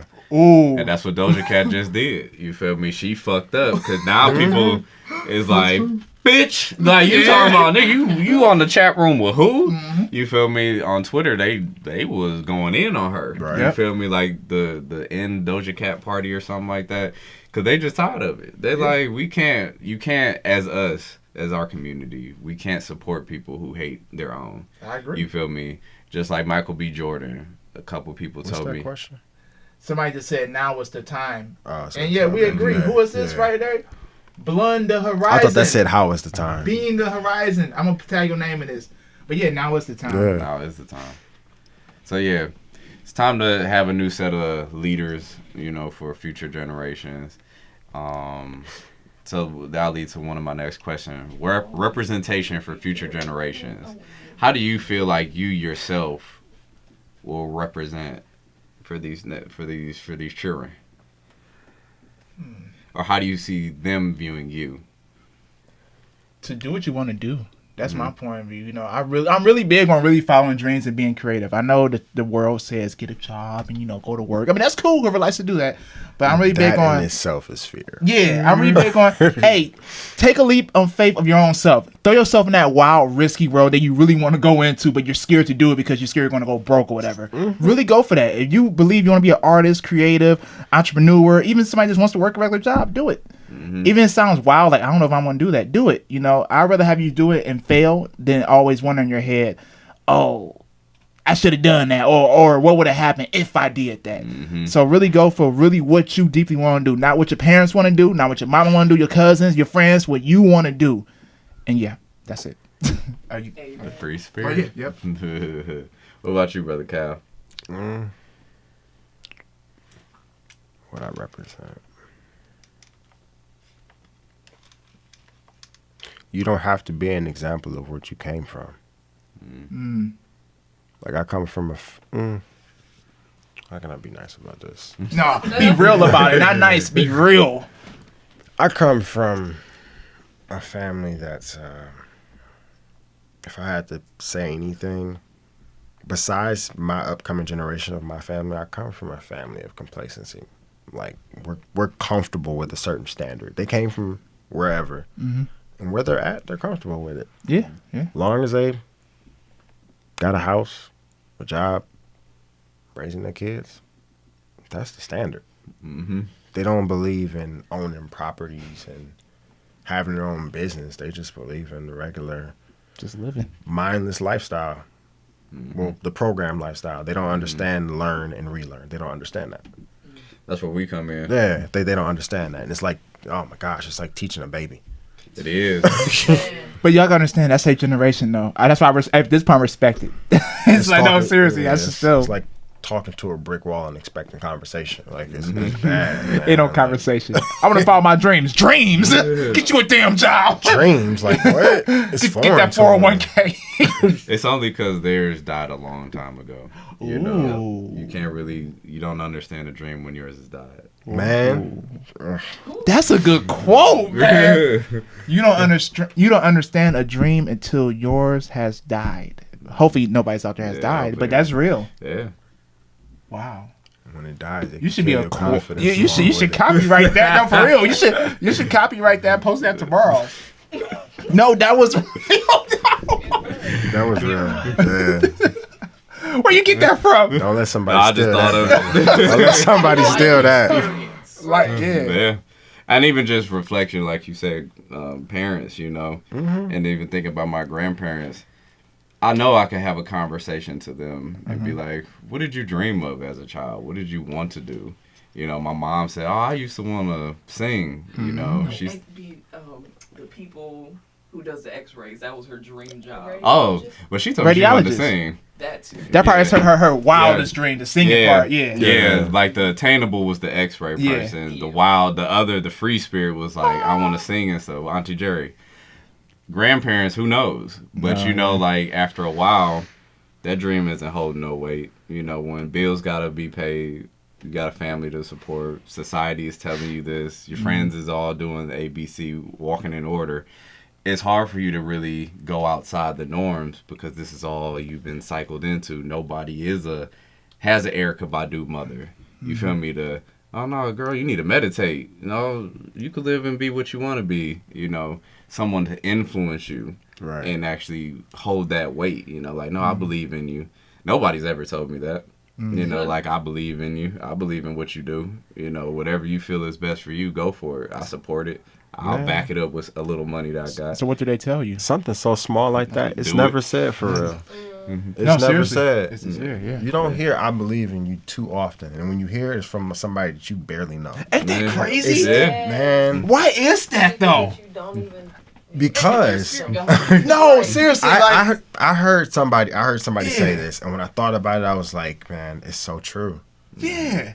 The people who hate you the most are the people who are the closest to you, Yeah. Dang. and the people who support you the most are the people who are most foreign. That's true, man. And that's the harsh truth. I hate to hear that, but it's so true. It's very true. I met a lot of people I barely know. They're like, bro, you are great. You're going to do great things. I'm like, thank you. People who's close to me, you know what I mean? Whatever.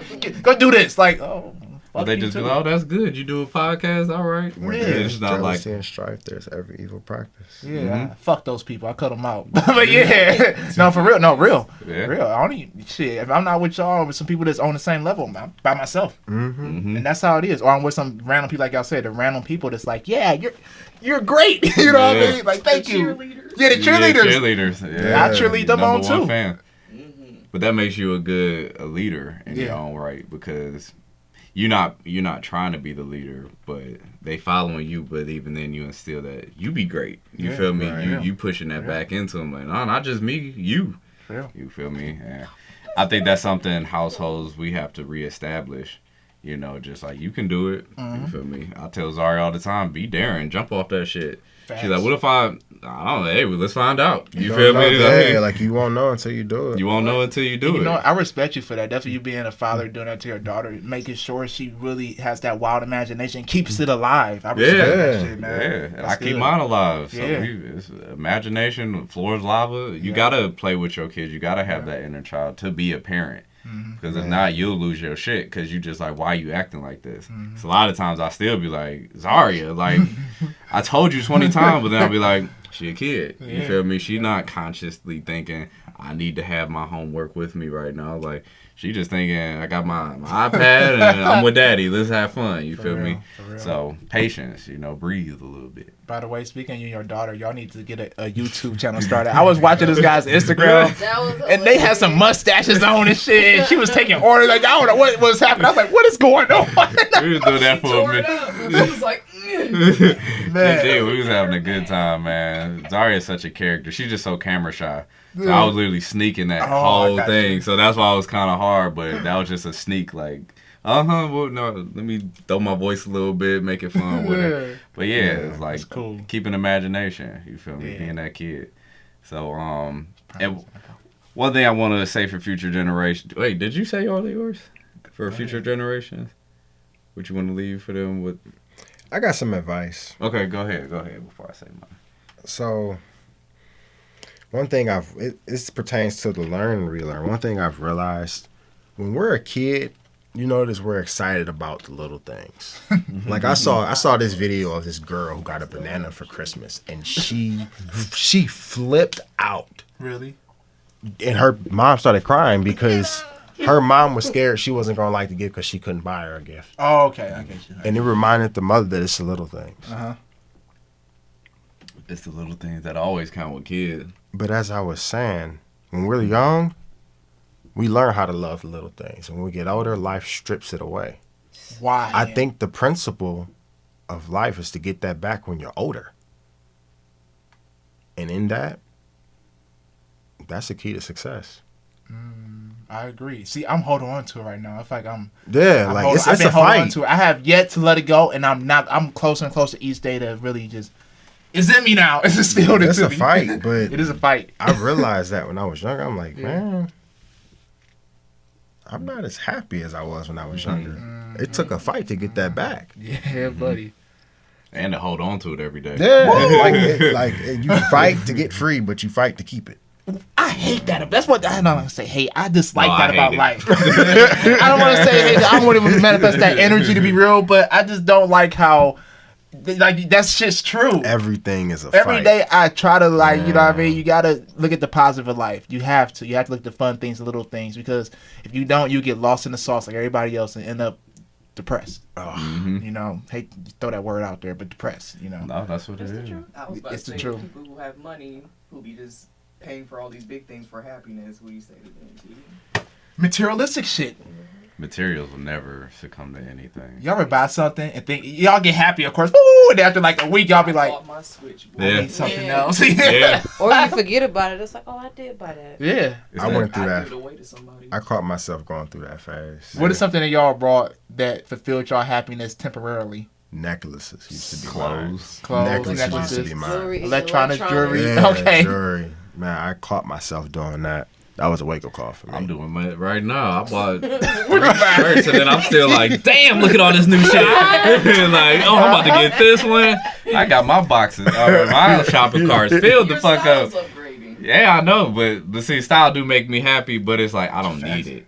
You feel me? That's the thing. Like, especially knowing my pockets and how I need to have shit stretch. It's like, you don't need these fucking clothes. You don't even need to be looking at it. You feel me? And even then, you have enough necklaces that can throw a style completely. You could throw something on. You're innovative. You feel me? So I can work with what I have. It's just working with what I have. Instead, I'm looking for something new instead of being like, hey, I got all this right here. Right. You feel me? Potential. You know, so we always looking for the next upgrade, the next big thing. Yeah. Right. I noticed that when you had those 2 baskets of clothes, I'm like, this man got all these clothes here, you still buying stuff, bro. This dude got a lot of fucking clothes, man. You need to start a clothing brand, bro. I'm Somebody gonna say this every single That episode. is my father. You need to start a clothing brand, man. Somebody sign me because I help. No, you sign yourself, man. Fuck that, bro. You can do shit yourself. You know what? The only reason I say sign me is because I want to learn the ins and outs before I. No, fuck that. You are the ins and outs. I'm about to say, go into it with your own. Like, look what you have on now. You Yeah. designed that. Of course, you probably brought up another clothing design, but look, you put that together. Bro, you be putting together Yeah. some sick stuff. Oh, Man. I mean, a stylist I could do Yeah. because that's clothes. But to like make clothes, there's a way, there's a pattern, you know, that I would want to learn. And like even looking at this, I thought of something else. Right. But it's like, all right, how did you make it? I want to see the ins and outs. Designs. So then when it's like, all right, I make my own business, I don't need nobody. Right. Or all right, I need you because you're mastered at this. I know you feel me. A mentor in a way. Yeah, a mentor. I need to be guided through the ropes before I just say I'm gonna do this, and then I don't know shit. It's easy to style somebody because they bought the clothes. You can pay me for that. I got you. I'll hook you up. But to be like, all right, create my own brand and then really not know shit about it. All right, how do I sell this shit? You know, how do I go online with it? And all right, how much should I charge for it? There's a strategy to What shit. should you I advertise? agree. But I'm gonna give you some advice though from that. Yeah. I always wanted a mentor to get to where I'm at now, and guess what? I didn't have one. I mean, I had YouTube. You know what I mean? And that was my biggest mentor, honestly. But you just got to dive in, bro. Like podcasts and all that shit. I didn't know how to do none of shit. Yeah. I was like, I need somebody to help me. Nobody did it though, because when I started doing podcasts, it was popular. It wasn't like how it is now. Yeah. So honestly, bro, you just got to dive in, and your journey will lead you to where you need to go. I was about to say, why did you start your podcast? Shout out to Gary Vee. I was just watching Gary Vee. He's an inspirational guy. He's an entrepreneur, marketing genius. And he's like, yeah, you want your voice to be heard, start a fucking podcast. I was about to say, because Yeah. I started one because I wanted to be heard. Yeah, yep. You want to be heard. And I was like, and it felt cool, like talking to the microphone and your headphones on. And I didn't know how to start it. That's like a perk. Yeah. And then one day I sat down with Ashley. I was like, man, I want to start today. For Let's just start today. Talking to a mic. For real. It feels good, though, because the most powerful thing is your voice. That's all you have. That's all. That's it. I mean, of course, you as a person with your voice, like right now, us speaking about these situations and everything in life, is powerful. I know we don't have a huge audience, but we keep doing this, we will have a huge audience. Oh, it's happening. Yeah. You feel me? Manifestation.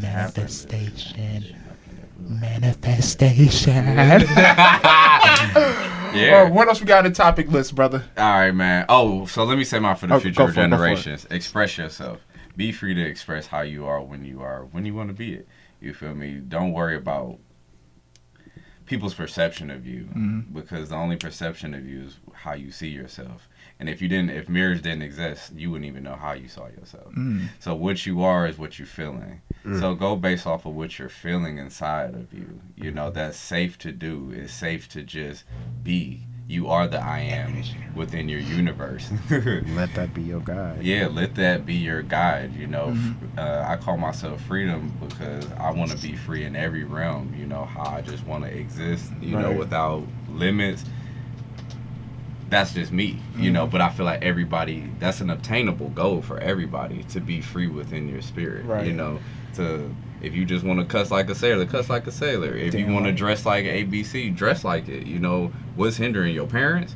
You feel me? Like, nah. Yeah, they might get mad at me. Well, my mom has been mad at me a lot of times. Like, it still gets mad at me. I'm 27. I be cussing all the time. Why you cussing so much? First thing I got from y'all motherfuckers. But secondly, it is what it is. Yeah. There's a success in being unapologetic. I promise you. Yeah. There's a success in that. It is. So that's my thing for future generations. Okay. It's okay to just be yourself, think how you want to think, try different things, experience life. You know, there's not one set road in this map. You know, a map has many different lines and many different paths, but there's always a finish line. So just make sure you get to the finish line no matter what road you take. So, Well said, man. I gotta end the Instagram live on that one. That's all y'all get. Tune into the whole episode. I did it. Oh, go ahead though. No, you get on yours. I was talking about on mine. Oh, no, you good. yours done too. Now keep it right? going. His on. His still on. Okay, bet. Yeah, that's just for this, you know, because okay. Instagram is kind of trendy, so they don't like to watch you when you're trending, you know. I'm So telling therefore, you. they only get half of the episode. that soon anyway. Yeah, you better watch the That whole running motherfucking out. episode. Yeah, hey, bring that ass here, boy. YouTube, Apple Podcasts, SoundCloud, Google Playlist, Spotify, all that. Go Yeah. check it out. But yeah, what's up, brother? All right, so one of the next topics: what is being a man in 2020? What is it? Yeah, go ahead and end that and restart it. All right. Somebody's watching. Hit We finish. about to restart. Turn it down. Turn the volume The down. people that's listening, hold on right you now. know We're what about to they- get everything set up. Oh, Oh, you can hear my voice. We be turned. To everybody watching on Facebook, give us like 30 seconds. Chill out for a minute. Get your popcorn, your refreshments. Get your refreshments. Go to the bathroom.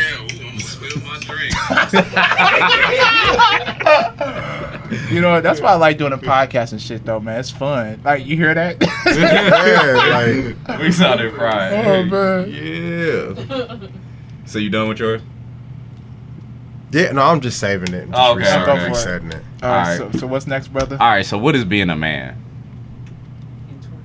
Yeah, wait till you go back. You good? Okay. Oh, I'm done. What is being a man in 2020? I don't, just being you. I don't know. Well, no, for when it comes to that, it's just I'm still formulating it to that. You know, I'm still a young man. It's just take responsibility who you are. You know, just be you, and that's all I can really think about for real. You know, Being a man has so many definitions because not Yeah. not every.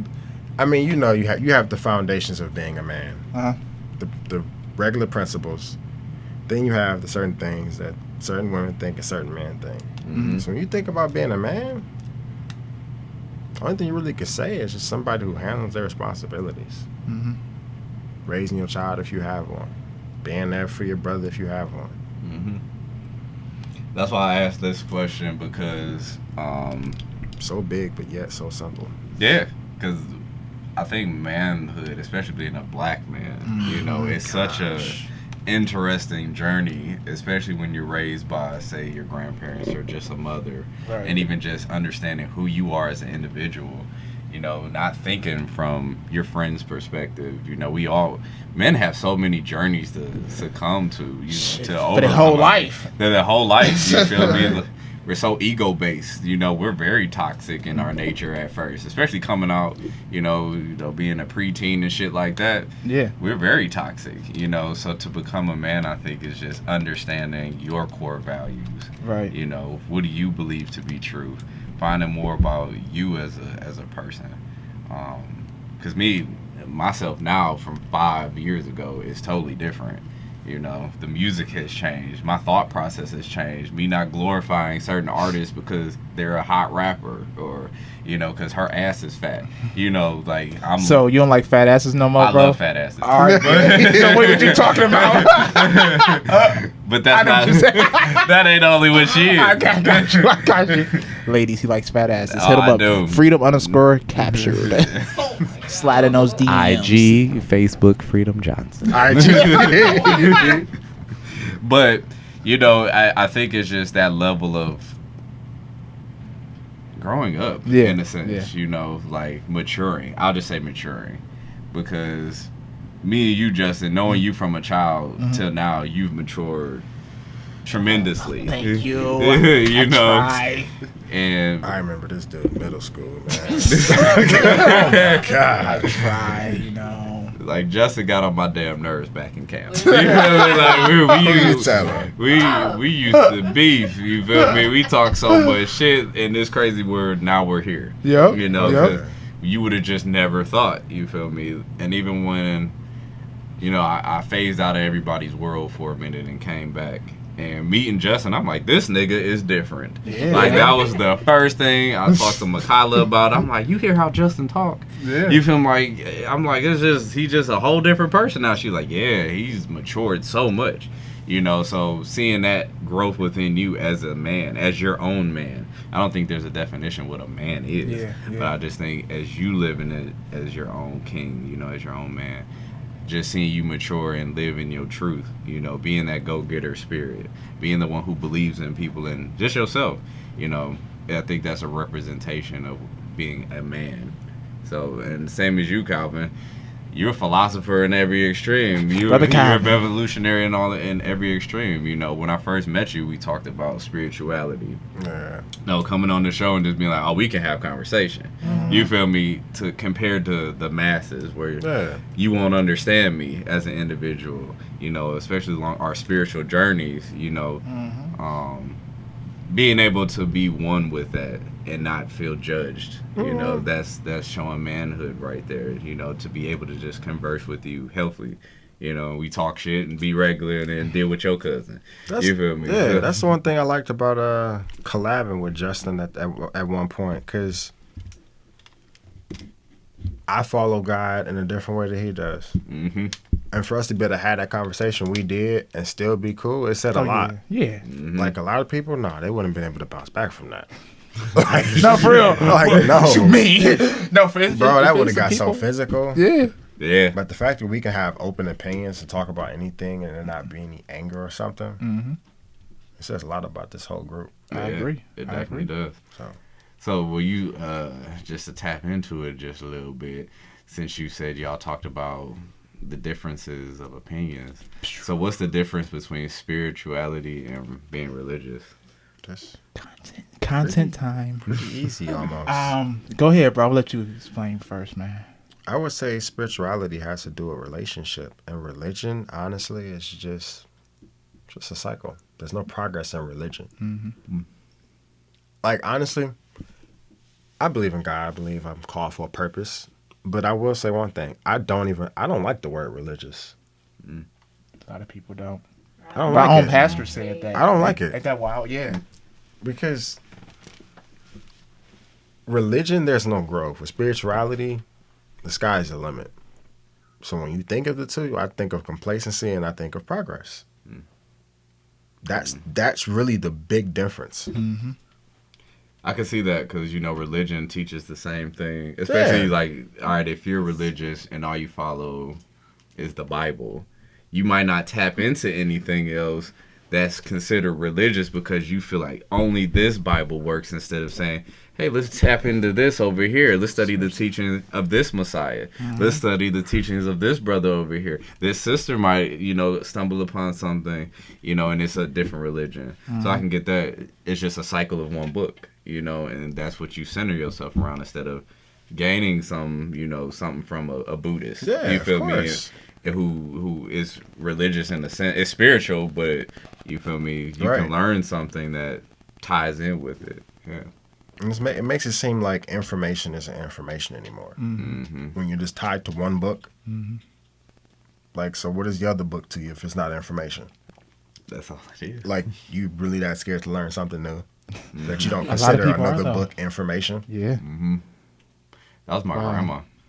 And then Grandparents, they stuck on what they stuck on. That's my parents. Boomers, yeah, they atheists. They call you atheist instantly. You say spiritual, they be like, what you mean spiritual? Spirituality. They're like, yeah, I believe in the spirit. I believe in the universe.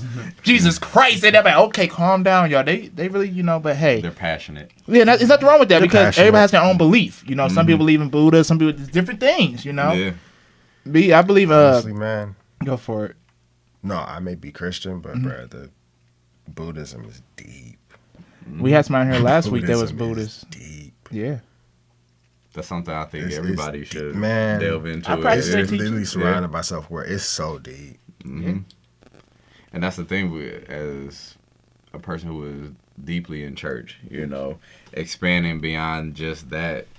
It taught me so much. You feel me? Like, what I know now, I would have never experienced if I just stayed in a just only church mindset. Right. Because I wouldn't have No, I was smoking weed, but I wouldn't. Weed is from Mother Earth, first thing. Yeah, you feel me?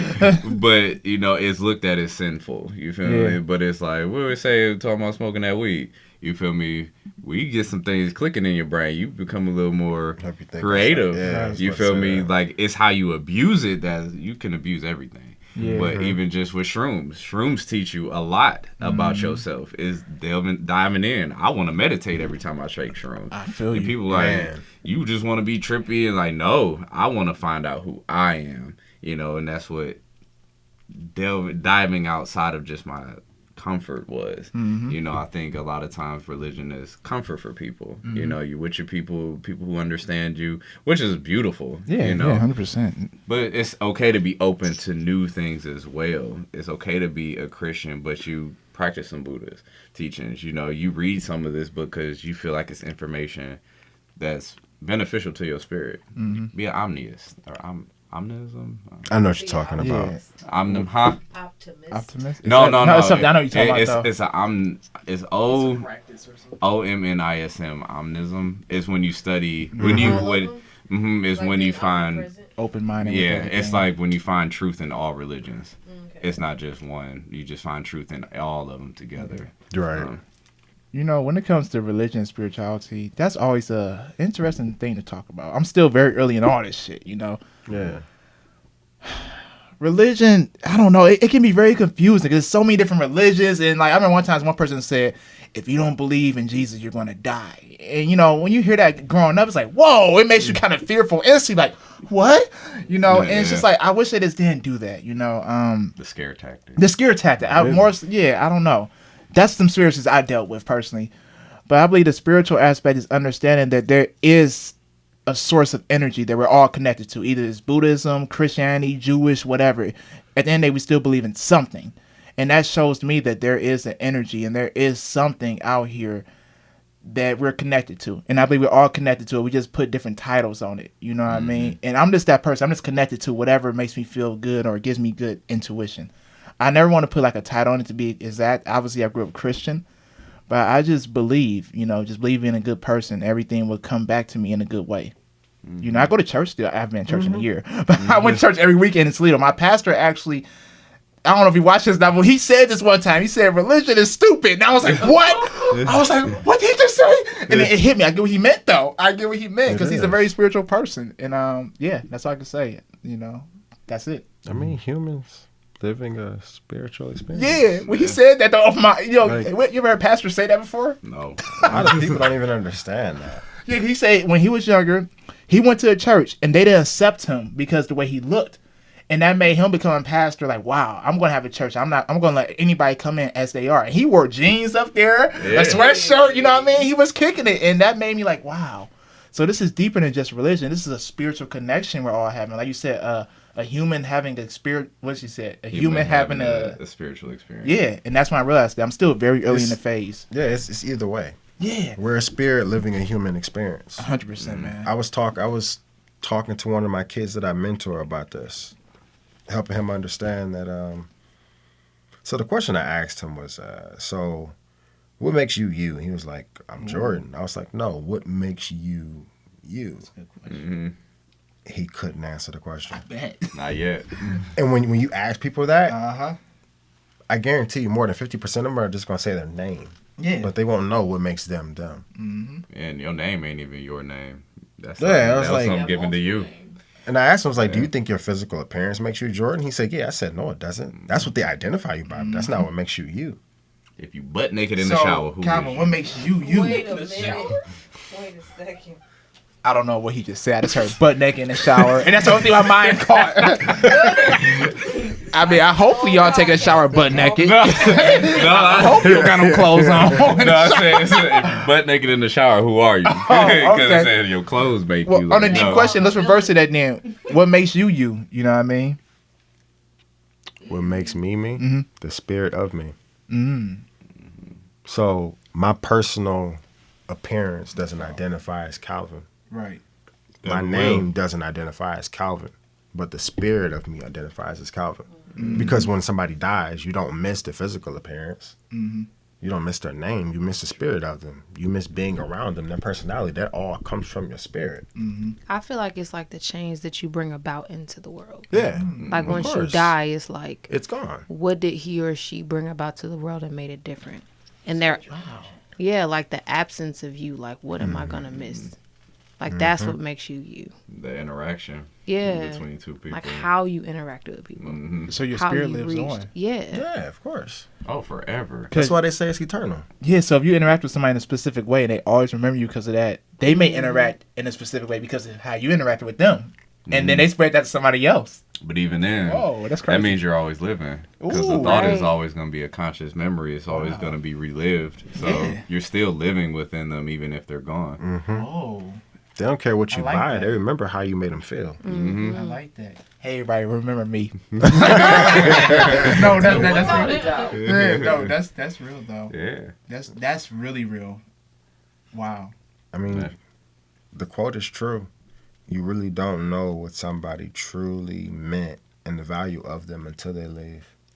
That's so true. And now, is that You why don't- death may bother some people a lot because of Well, so, yes, and also the fact that grief is the final act of love. that? And while we're here, and something that's temporary, while we're here, a lot of people don't understand that, yeah, you love somebody, but best believe you don't show them how you should. Right. Never. And a lot of people will miss the fact that you only get one life. I don't think people understand the importance of one life. Yep. Like, that junk hits me every day. Like, I could die right now, and that's it. And you don't know when that time is going to come. My point. Like my friend, she's only 23, 24. I bet she didn't expect that. I bet she's thinking, when I get 30, this gonna happen. So you gotta relive every day as it is. You know, I understand we can't do everything in one day, but you really gotta live every day as it is. There ain't no such thing as tomorrow. Not at all. All you got Until is it today. happens. Yeah, And all you even got is then, that's today. present. It's only the present. That's all there Yeah. is in this life. What's that quote? Yesterday's history, today's a gift, and tomorrow's a mystery. Ooh, Big question marks. a lot of good quotes today. Yeah, man. We need to have a little somebody writing this shit down. Like, that's a good one. Damn, that's deep. I knew it was coming. Damn, It was coming. that's deep. T-shirt. Actually, yeah, that need to be on some t-shirts. But you just don't know, man. I agree. You don't know. Just don't know. That shit, I'm looking for tomorrow. For You real. feel me? I think everybody looks for it. Like you said, once your time is gone, That's it. you know, what imprint, like tell us, what imprint did you leave for people to remember you by? Right. You know, and I think that's going into the representation for future generations. You know, it don't have to be the world. It could just be your intermediate family or your Yeah. friends, the ones who've seen you on an occasion, you feel me, who just, he was always happy, you feel me, he always talking shit, you feel me, and his music selection was bomb, you feel me, the way Right. Thanks a lot, bro. you feel me, it's little things that Yeah. leave a huge impact. You could hug somebody and they always remember that hug. I agree. Oh, yeah. Like I do Uber, and I meet a lot of different people, and you know they always like to talk to me about their situations. I guess because we don't know each other, and they may not see me again. And I always made sure to leave a positive impression. 'Cause I know they may never see me again, but I do want them to remember that guy in that Uber was nice as fuck. He told me, say, "Fuck it, go live my life." You know what I mean? Yeah. And yeah, that's true. And that will forever live on. If by me knowing that's possible, probably with 50% of people I met, it makes me feel good as a person. It makes me want to keep on continuing to spread, you know, greatness and be positive and great to people. Because I want that shit given to me, you know? Man, Get what you give. that's the importance of a relationship, man. Yeah. Being able, it's easy. I swear, it's easier to talk to a foreigner than it is to talk to a familiar face.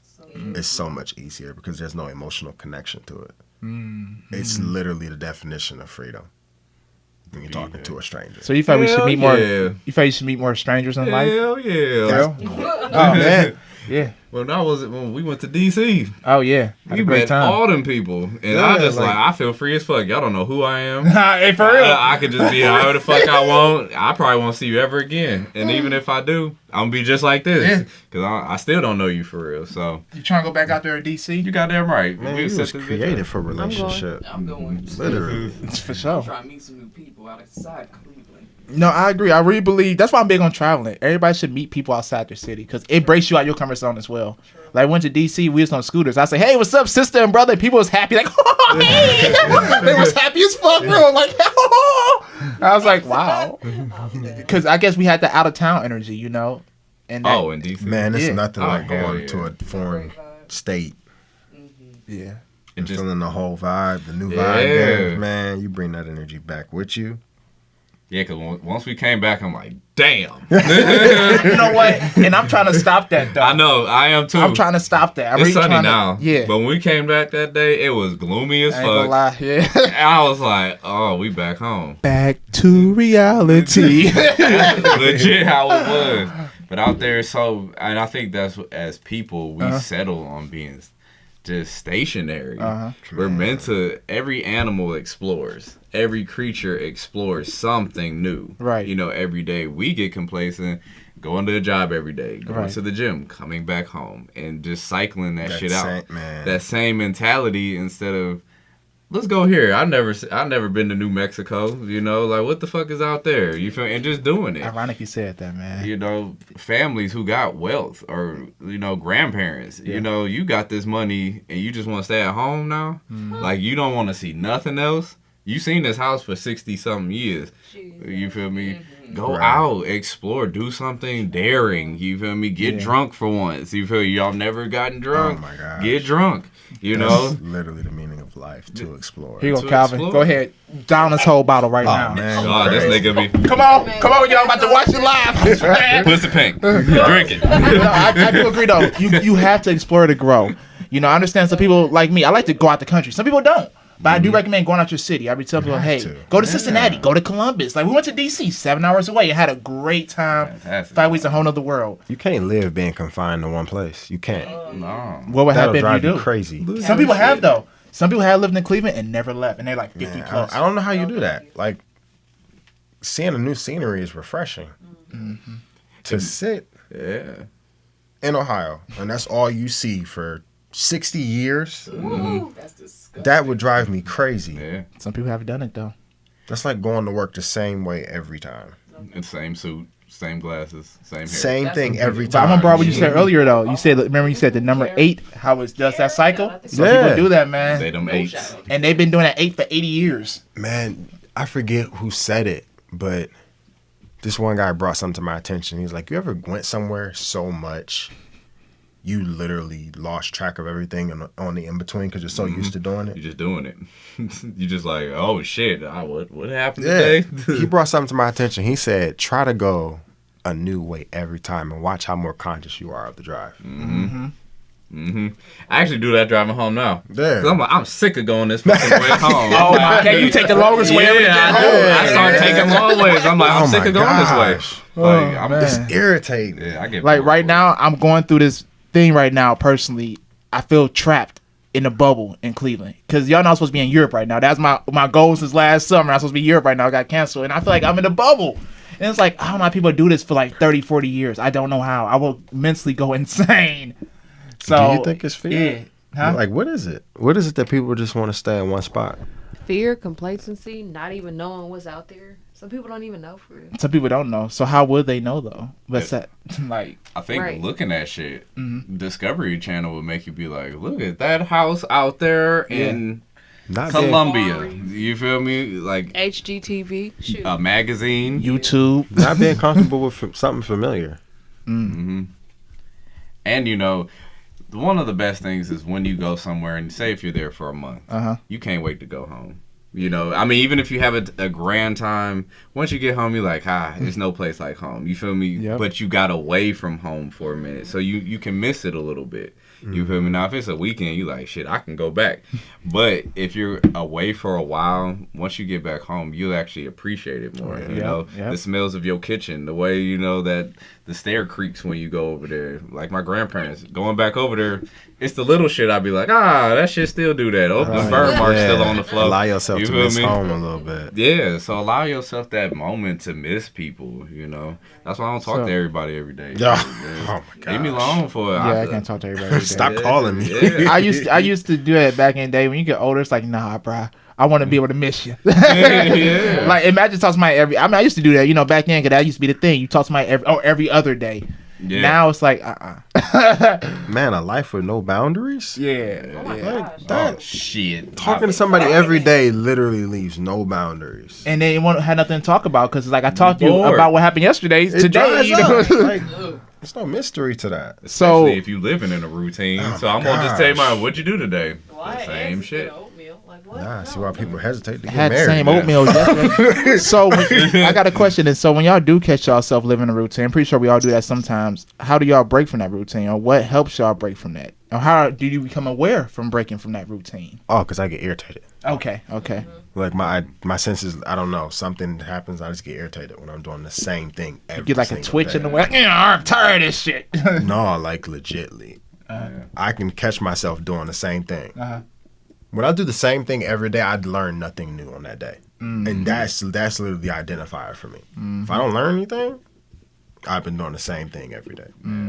I guess for me, like I get into a rut, and I'm not exaggerating. Like I'm like, oh my god, like this is like really depressing. Like I need to do something different. Go outside, read a book outside, drink some tea outside, go talk to a new neighbor, like, or even travel. Like just get up, go away for a weekend. Don't tell the family where I'm going. Come back and be like, oh yeah, I went to Columbus last week. You know what I'm saying? Like just get sick and tired, and it just brings you into like a different mental space. So you just gotta bring yourself out of it. Being spontaneous. It's almost, Listen, it almost puts a Spontaneous. gloom over you when you do the same thing every day.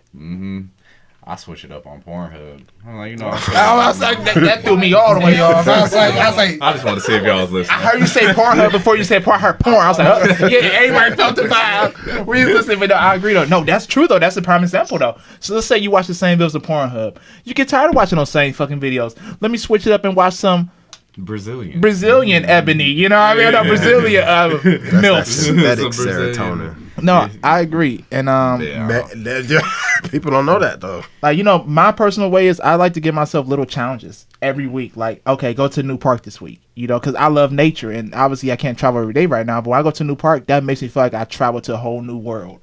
Oh yeah. Because nature is a whole nother, oh my God, so beautiful. I went to this park out in I don't know where it was. It's called Quarry Ledges, about 45 minutes out, and it was so amazing, and I felt great. And I came back home and felt like, all right, I left the routine, you know what I mean? Ready for the new. Ready for, yeah.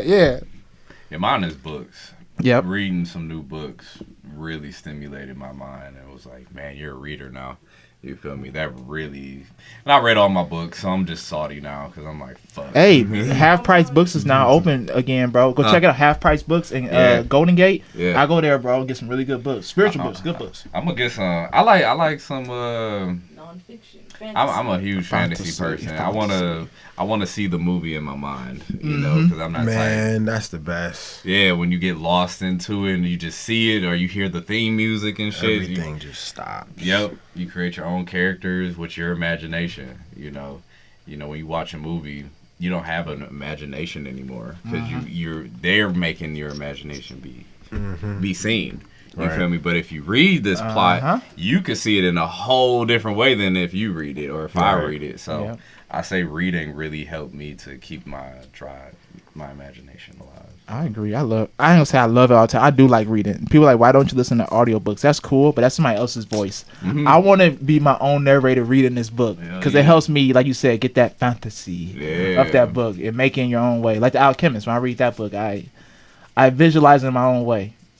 There's something about the connection between reading that makes it so much more real than it is for listening. Yeah. Hell yeah. Oh yeah. It's like it's like reading makes it almost tangible in a way when you read it. Yep. And then if I zone out, I zone out a lot. So if I'm listening to somebody, I might zone out for 5 minutes and be like, I ain't hear nothing this nigga just We do said. that every podcast, bro. We do it, and I'll be like, what'd you say? What we talking about? We hear a few words and we need the key words. Yep, be like, yep, you're right. Yes, I am self-sustained.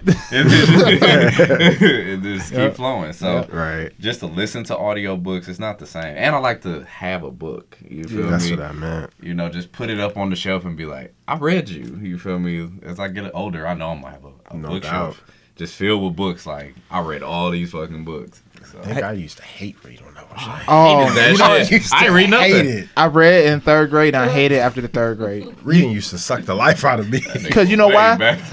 Hate this. To go on a whole nother topic on another subject, because education, I like education, but it made us not want to read. That boring textbook shit was not fun to read. No. Man. So it kind of swayed us away from reading, period. Like, I don't want to read at all. Mm-hmm. I don't really read no English book, no history book, so it made you not want to read for fun. Reading like, used to make me tired. yeah. It used to Yeah. give me He's headaches. like, I don't want to read no more. Read that book. Yeah, you got to study for this test. I can't read Man, this. Like, I don't even know what I'm retaining, especially like science, physiology. You like science books? You know what? I used to look at the encyclopedia when I was younger. Just look. I at feel it. pictures. I say, you know what? I say they were fun, but for school wise, they weren't fun. But History, I I still like never it. kept the information. I like I don't anatomy like and science. one ear and out stuff. there. history. Didn't like history. History I like was ass. literature class though. Who? Literature and science class. literature. I like literature because I could write. My teacher, like, you write so nice, so that just made me like literature. Are you a neat writer? Yeah, man, I got that throwback. Oh, that's good. Benjamin My, Franklin. my grandma, she beat that into me. She's like, you gonna learn how to write, and you gonna write this Now, cursive nice. Speaking of beating and stuff, we all obviously got whoopings. So do y'all you Yeah. did it? Hell no. Oh well, when the males y'all got whoopings. Okay, okay. God All damn. right. You Speaking of that, do you think that's a good way to make people learn, get their ass whooped over and over till they learn? No. No. I'm curious. No. So what's the effective way that y'all would have liked to have done to y'all? Tone. Assertiveness. I Okay. need Tone? explanation. Explanation. Okay. What about you? I mean, it depends on what happened. So, He was sick. so He was a badass. I was sneaky and I did a lot of shit. So an ass whooping made me learn. You just gotta do this a different way next time. So you can't take this out the store like that because you left it in your pocket. Right. You gotta take it out the store and make sure you hide it up under this. So it's just how you learn. I learn differently than how you learn. Ass whooping taught me a lot. You feel me? But sitting down and just talking to me. Well, that hit me harder. Like, I got caught watching porn. You feel me? Hold on. If I got Story my- time. if Wait. if I got my ass whooped watching porn, I'm gonna watch it again, but it's gonna be sneaky. But them sitting down and talking to me, like, why are you watching this? You know, what do you get it? What did you learn?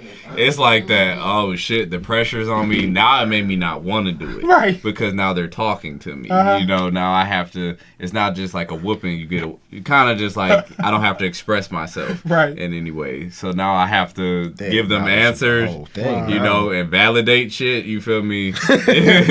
It really took more out of me. You gotta give a reason. Yeah, like my A whooping grandparents. is and- just a touch and go. No, wait. Before we get too far off topic, can you tell us the story about you getting caught watching porn? Oh, I need to hear it. I need man. I need to hear it. What happened? Which time? Shit. The most memorable time. When you said that, that's the only thing that kept going through my head. Got caught watching You got porn. caught multiple times. So tell us the most memorable time you had, man. We need to hear the story, bro.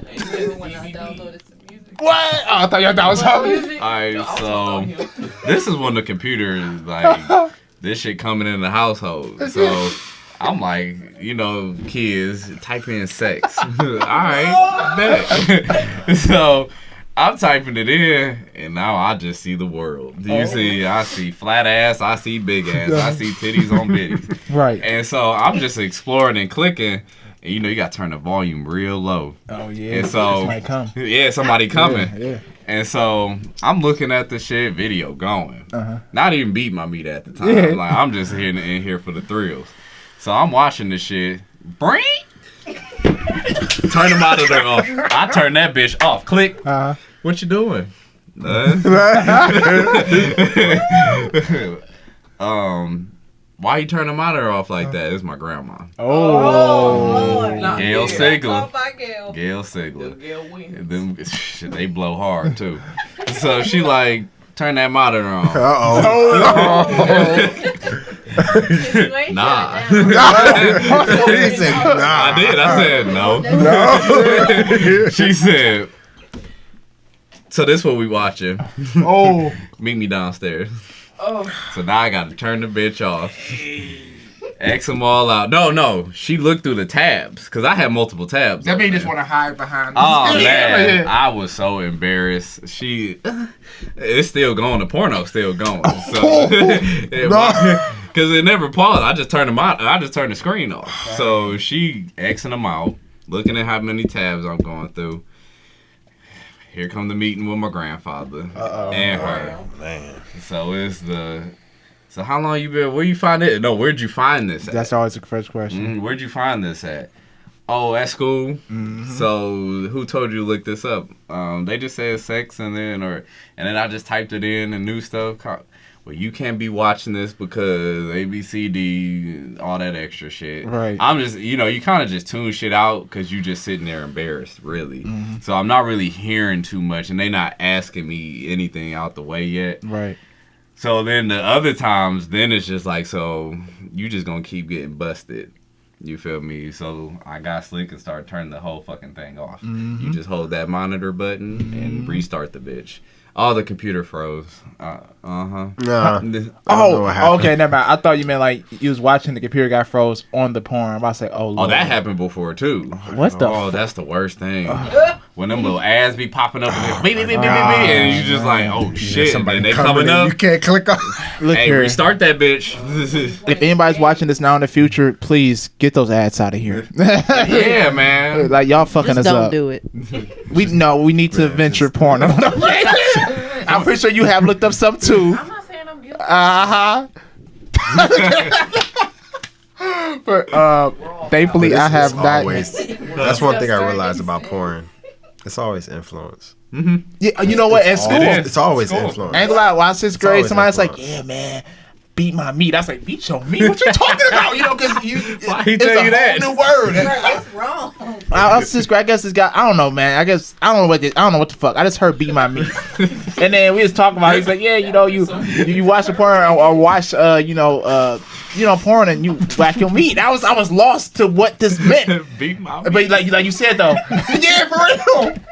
For real, look, being like 10 years old, being adventurous, you gonna go home, look up online, see what it is, look up porn, and you gonna go try it. Oh my God. And hey, that's Wait. I don't know. We was in 6th grade. I ain't gonna put his name out there. I know that's just crazy. Yeah. This nigga beat my meat. Shout out to friend. He ain't tell nigga to beat me. He just saying he. I know, he but beat. still, beat my meat. Right? And I was like, huh, what does that mean? I went home, looked it up. And I was like, oh, ejaculate. That's what it said. I was like, Went home and attempted to watch the porn. And I was like, what is this? So you're right, though. It is from influence, though. It's always. Especially working at a school. Beat my meat. Working at a school, I hear them kids talk about everything. All types of stuff. And they be telling me stuff. Cause, Mr. Z, he cool. So, but then I had to get to it because the one boy was like, you know what a hand job or a foot job is? A foot job. And I said, what the fuck do you know about a foot job?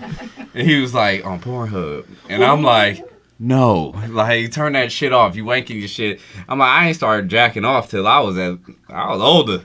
You feel? How old was you? I had to been like the 9th or 10th. Oh, you was an old head. Nigga. You should be getting some pussy right there, boy. What was you doing whacking up, man? Hey,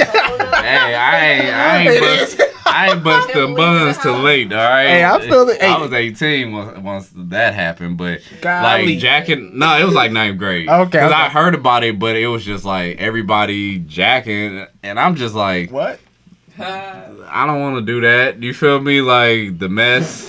You feel me? I don't know what it feel like. I'm nervous. I'm sweating inside. Christian, you're Christian too. Oh, yeah. I didn't give a damn about him. Like, hey, some titties on the screen. Me and Jesus watching. All right, you see that? You see what you made? Highly favored. So, Damn. won't he do it? You know, that's crazy. All this shit is from influence, though. Yeah. And Devontae said on the podcast, you know how some people try to hide sex and all that? You can't. Because somebody's going to say it at school. Because somebody at school knows about it before you knew about it. And they're going to say it. Or No they matter what hear it. age you, you've been in 1st grade. These girls are talking about giving head in the 4th grade. That's my mom. I was like, what's giving head? She's like, don't say that no more. And then, of course, you get older, you realize what it is. But Even then, it's just how dismissive parents are. Yeah. Like, why are they so dismissive? Like, if Zari, I mean, I've seen shit or heard things. I'm like, we gotta have this talk. I got you. But it's just like, we can't be dismissive. Yeah. just saying, don't say Don't say that shit. It's not gonna excuse or hide that dragon. You Yeah. feel me? That bitch is still, he going to school the next day, beat my meat. You feel me? Like, he gonna have to.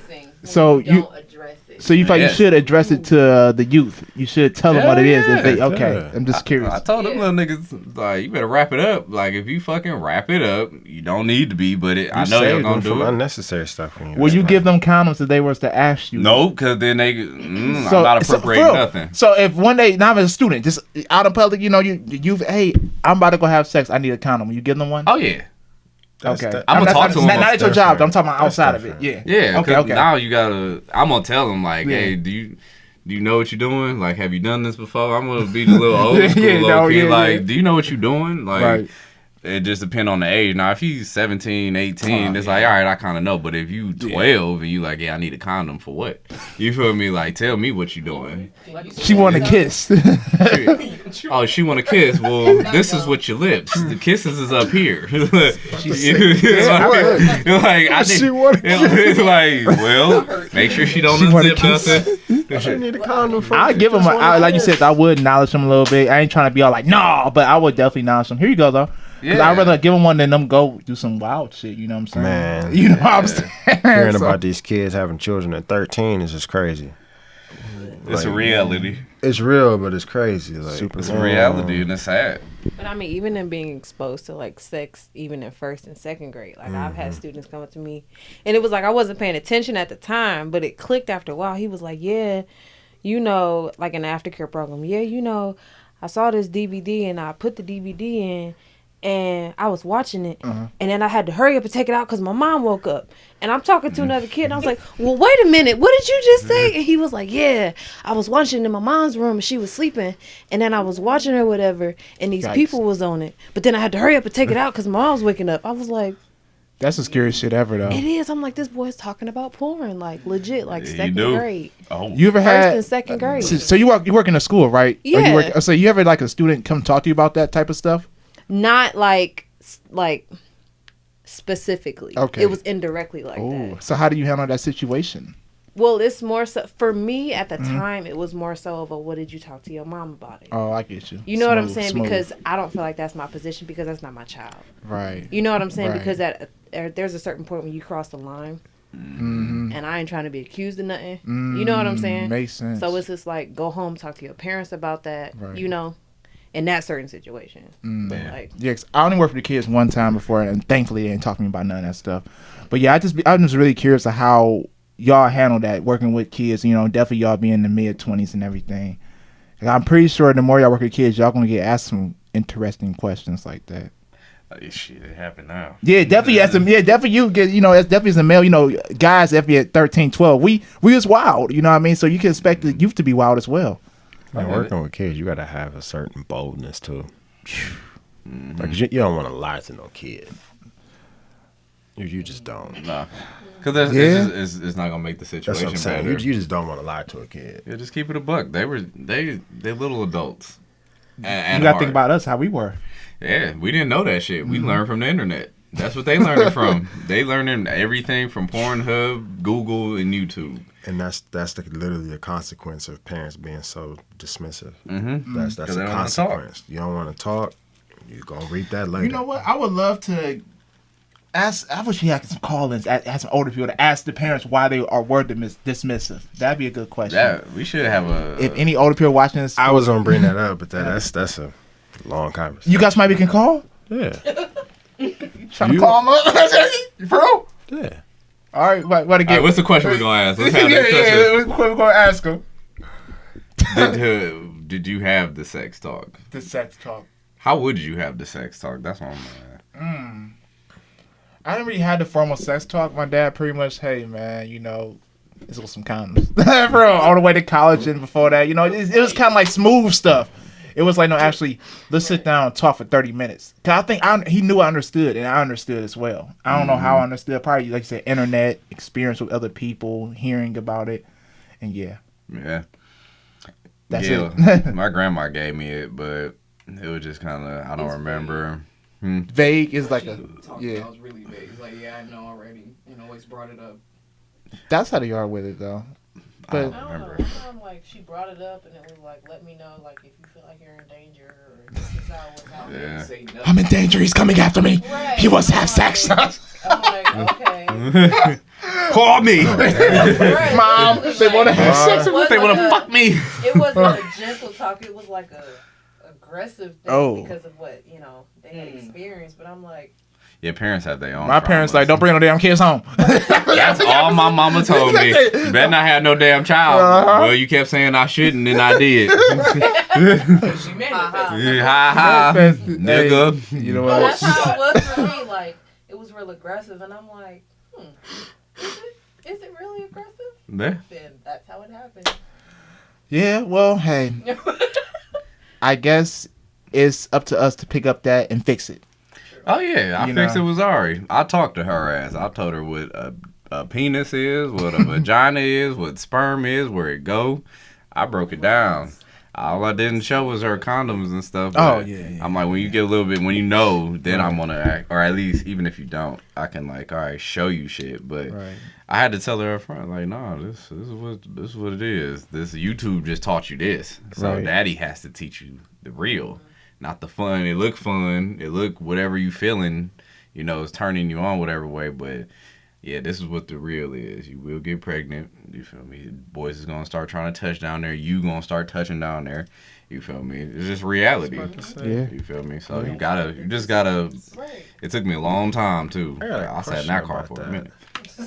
I believe you, man. I got a question about that. Go for it. What's your question? Why is a conversation that's so inevitable so hard to have? It's not comfortable. You know why? Like, but it's told you. life. You're gonna have to have it. So why is it so uncomfortable? That's how we got here.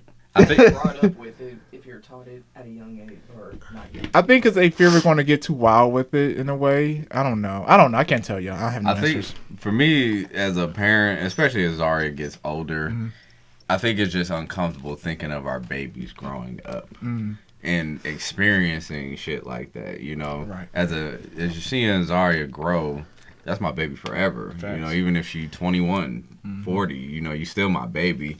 And it's just, it's kind of like, I don't want to know about that aspect. You know, like, I don't want to know you sucking dick at all. Right. You feel me? I don't want to know It about... sounds so vulgar. yeah. I mean, but that's what it is. Like, that's going to be a I talk. had know. to be straightforward. Yeah, about And it. now I Make do sure see it why comes it's something cringy. like As you said that, it kind of made like, You kind of quench up. Like, wait a minute. But that's how you got to be. You Like, got to say all the medical all terms. that, like, I can't say you giving fellatio. What the fuck is fellatio, Goes through man? a fallopian tube. Yeah, that's a fallopian tube. No, that's a clit, baby. You flicking That's the it. clitoris. That's the clitoris.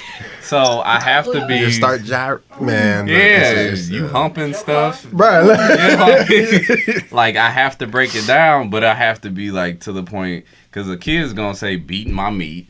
So if I have a son now, I have to say you jacking off. You feel me? Like you stroking your shit.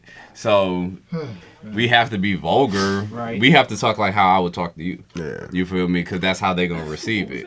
Giving them these medical terms like, all right, I'm like, what the yeah, talking about? like he's entering your walls and stuff. Like, no, I have to be very bland with Oh shit. yeah. So it's just uncomfortable talking how we can talk to a child. You know, that's I think is just the most because it's just like that. They're not ready, but they have to be ready. That's why I feel bad for the folks who got a doctor in the family. Oh boy. Because you know they be all up and down that medical terms. Science is serious. My mom was a science teacher. I like to explain. oh, Chuck said, you got to ask my mom. She's up. Oh, hold on. I just thought about that. I Hold on. looked at the clock. About that, I'm like, you yeah, said. yeah. nobody up. Hold Wait on, a I'm on the minute. call right now.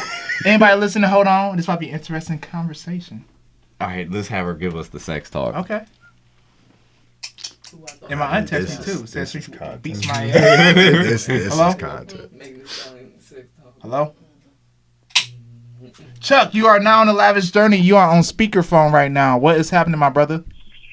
What's up, bro? So, I just got this text from you saying, you got to ask my mom. She's up. You deaf? Hello? Where you go? Chuck. He fell asleep. Oh, he Yeah, what's up? What's good? So, I just got a text from you saying, You got to ask my mom. She's up. Are you talking about this conversation we're having? Yeah, about the dismissive. I thought that was funny. So what? So was she up now? Hold on. Yeah, get Mama Dukes on the phone. We got some questions. I think my mom might be up. I'm gonna text her and see.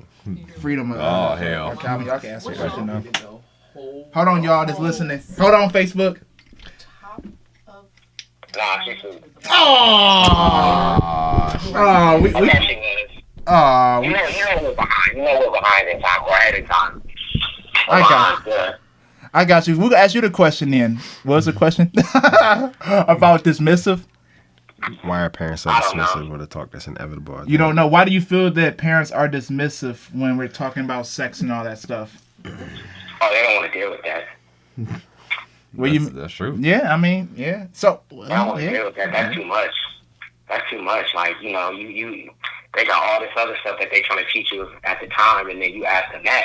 That just kind of throws off the plan. You know, they got it set in their mind when they're gonna tell you, and then you ask them before that time, throws everything off. Yeah. But that's something that we live with forever. Sex is always going to be a part of your life. Even if you're a virgin giving hand jobs, it's still sex. You feel me? facts. I agree. Nah, bro. So, I mean, it's easy to say for parents out there, just have that talk. I know it's fucked up. You know, it really is not fucked up, but I know it's hard to do. But pop that bubble, get it over quick. You know, get some ice cream afterwards. You'll be fine. Sometimes the kid may not be ready. You know, they may not be ready for that. That may be too much for them to wrap their little minds around. So, how do you go about it growing up? You know what I mean? Did you talk to your dad or your mom about it, or you just learned naturally? You know what, bro? My mom found a box of condoms. Oh, how was that experience?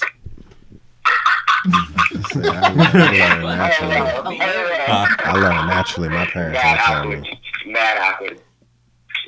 Because she held them out in front of me and was like, what's this? What do they look like? You know what this is? That's awkward. That gotta be so awkward. Yeah. What's this? Yeah, like, What do it look like? that is all you can say. Like, I know you know what it is. It's condoms. Dang, man. Well, I hate the condoms. we're glad that you know about it now, unless you're still a virgin. But we're glad that you know about it now. Yeah. We was all looking like, okay. Yeah, yeah. I really didn't want to think about that. That was kind of awkward. Hey, man. Well, you know, we live and we learn through these situations. You know what I mean? My mom found a condom on my bag. I don't know who put it in there, but somebody put it in there. And she came and asked me, "Are you active?" And I was like, awkward. I wasn't, though, but I said no, but it was still very awkward. And I was like in the 6th or 7th grade, I think. I've probably never sweated so much in my life. Yeah. That's a nerve-wracking When you asked me thing. that question, I was sweating like, what? I bet. Thinking like, how do I get out of this? Shit. Just sit there. Don't say shit. Just say, hey, bro. Don't Just. say shit.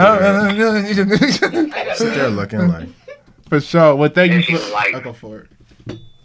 I know, go ahead. Oh, go ahead, bro. You got- Keep going. You gonna say? Nah, she asked me what it was for or who it was for. I'm like, I really don't want to talk about this. This is. Oh, so you didn't want to talk about it. I don't want to go any further in on this. So that goes back to we was talking about this. So you're the one that didn't want to discuss it. Because I already knew what it was, and it was kind of late. It was like late in life. 22. Freshman year. Shut up. Freshman year, it was be 13, 14. That's not late. That's actually pretty good time, bro. To be fucking. No, I'm saying for the conversation itself. Oh, the talk say, about it. yeah. Oh, It is, hell it yeah. is kind of late Yeah. for the conversation to happen. Oh, really? That's late. That was kind of late in life That's cool because for me. you know I say I'm 12 like is a good age. I'm 1 of 7. Now you're like about to be preteen. I was about to say somewhat during the teens. Like right before you get into teens. I'm 1 of 7 kids, so Oh, they probably figured I was gonna learn it from my other siblings. Like, shit. I don't talk to Nyla about none of that. Well, Which I did. The sex talk, having it with siblings, like we don't talk about that. No, we on different levels. You do what you do. That's how I say to you too. Nah. Nope. Nah, my brother. Yeah, afterward. Yeah, after the fact. 100%. So listen, this what happened. Yeah, I'll tell you what happened, but shit, like, you need to be careful. Right. All right, Gail. Like, no, you gonna That's how it learn. was for me. I called you, I was like, so this happened. He was like, yeah. Well, you opened a whole new door. Yep, popping that pussy. Get Like, ready to have one all the time. yeah. Interesting. Nah, those were the words that like my sister and my brothers used. They was like, when you out here and you fucking these girls Open and that door, you better. getting pussy, don't be doing shit raw. Nah. You get pregnant, I'm gonna beat your ass. That's every felony rule. Don't bring the kids home. Don't sit up here and fuck raw. No. This is my siblings, like my brothers and sisters. Oh, sorry. I say that's the universal. That's the black people rule. Now look here. Nah. Don't be popping that shit. They popping. Well, It's not my mom and dad. I don't know. I feel it, brother. Well, thank you for answering the question for tonight. Next time you gotta come on a show and ask Mom Deuce to come join. Man, yeah. For Oh, real. I was wondering, like, Justin, Yeah. you moving the hell out Nah, I'll hop on the computer. We'll watch it together and we'll answer some calls. Sounds good. All right, my brother. You take it easy, man. All right, man. Holla at you. Stay safe out there. Yes, sir. Peace. Yeah.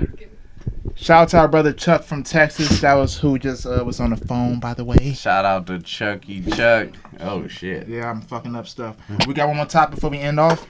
Nah, man, Y'all we gonna good? save it for the next, because, you know, we'll end up, all of these is ones we gonna end up flowing with for a minute. Yeah. Especially one of the nope. Yeah, we gonna end it off with some essential and enlightening tips. Go for it, my brother. Tip number 1. Thoughts and emotions do not disturb you. Your identification with them does. Number 2. Never let anyone in your life tell you that you can't have something that you are willing to work for. Number 3. If you know your energy is addictive, learn how to be responsible with who you share yourself with. Number 4. Slavery never ended. They turned the plantations into prisons. And number 5. Giving people unlimited access to you is poor spiritual hygiene. And those are your essential and enlightening tips. Shout out to Brother Freedom with the essential and enlightening tips.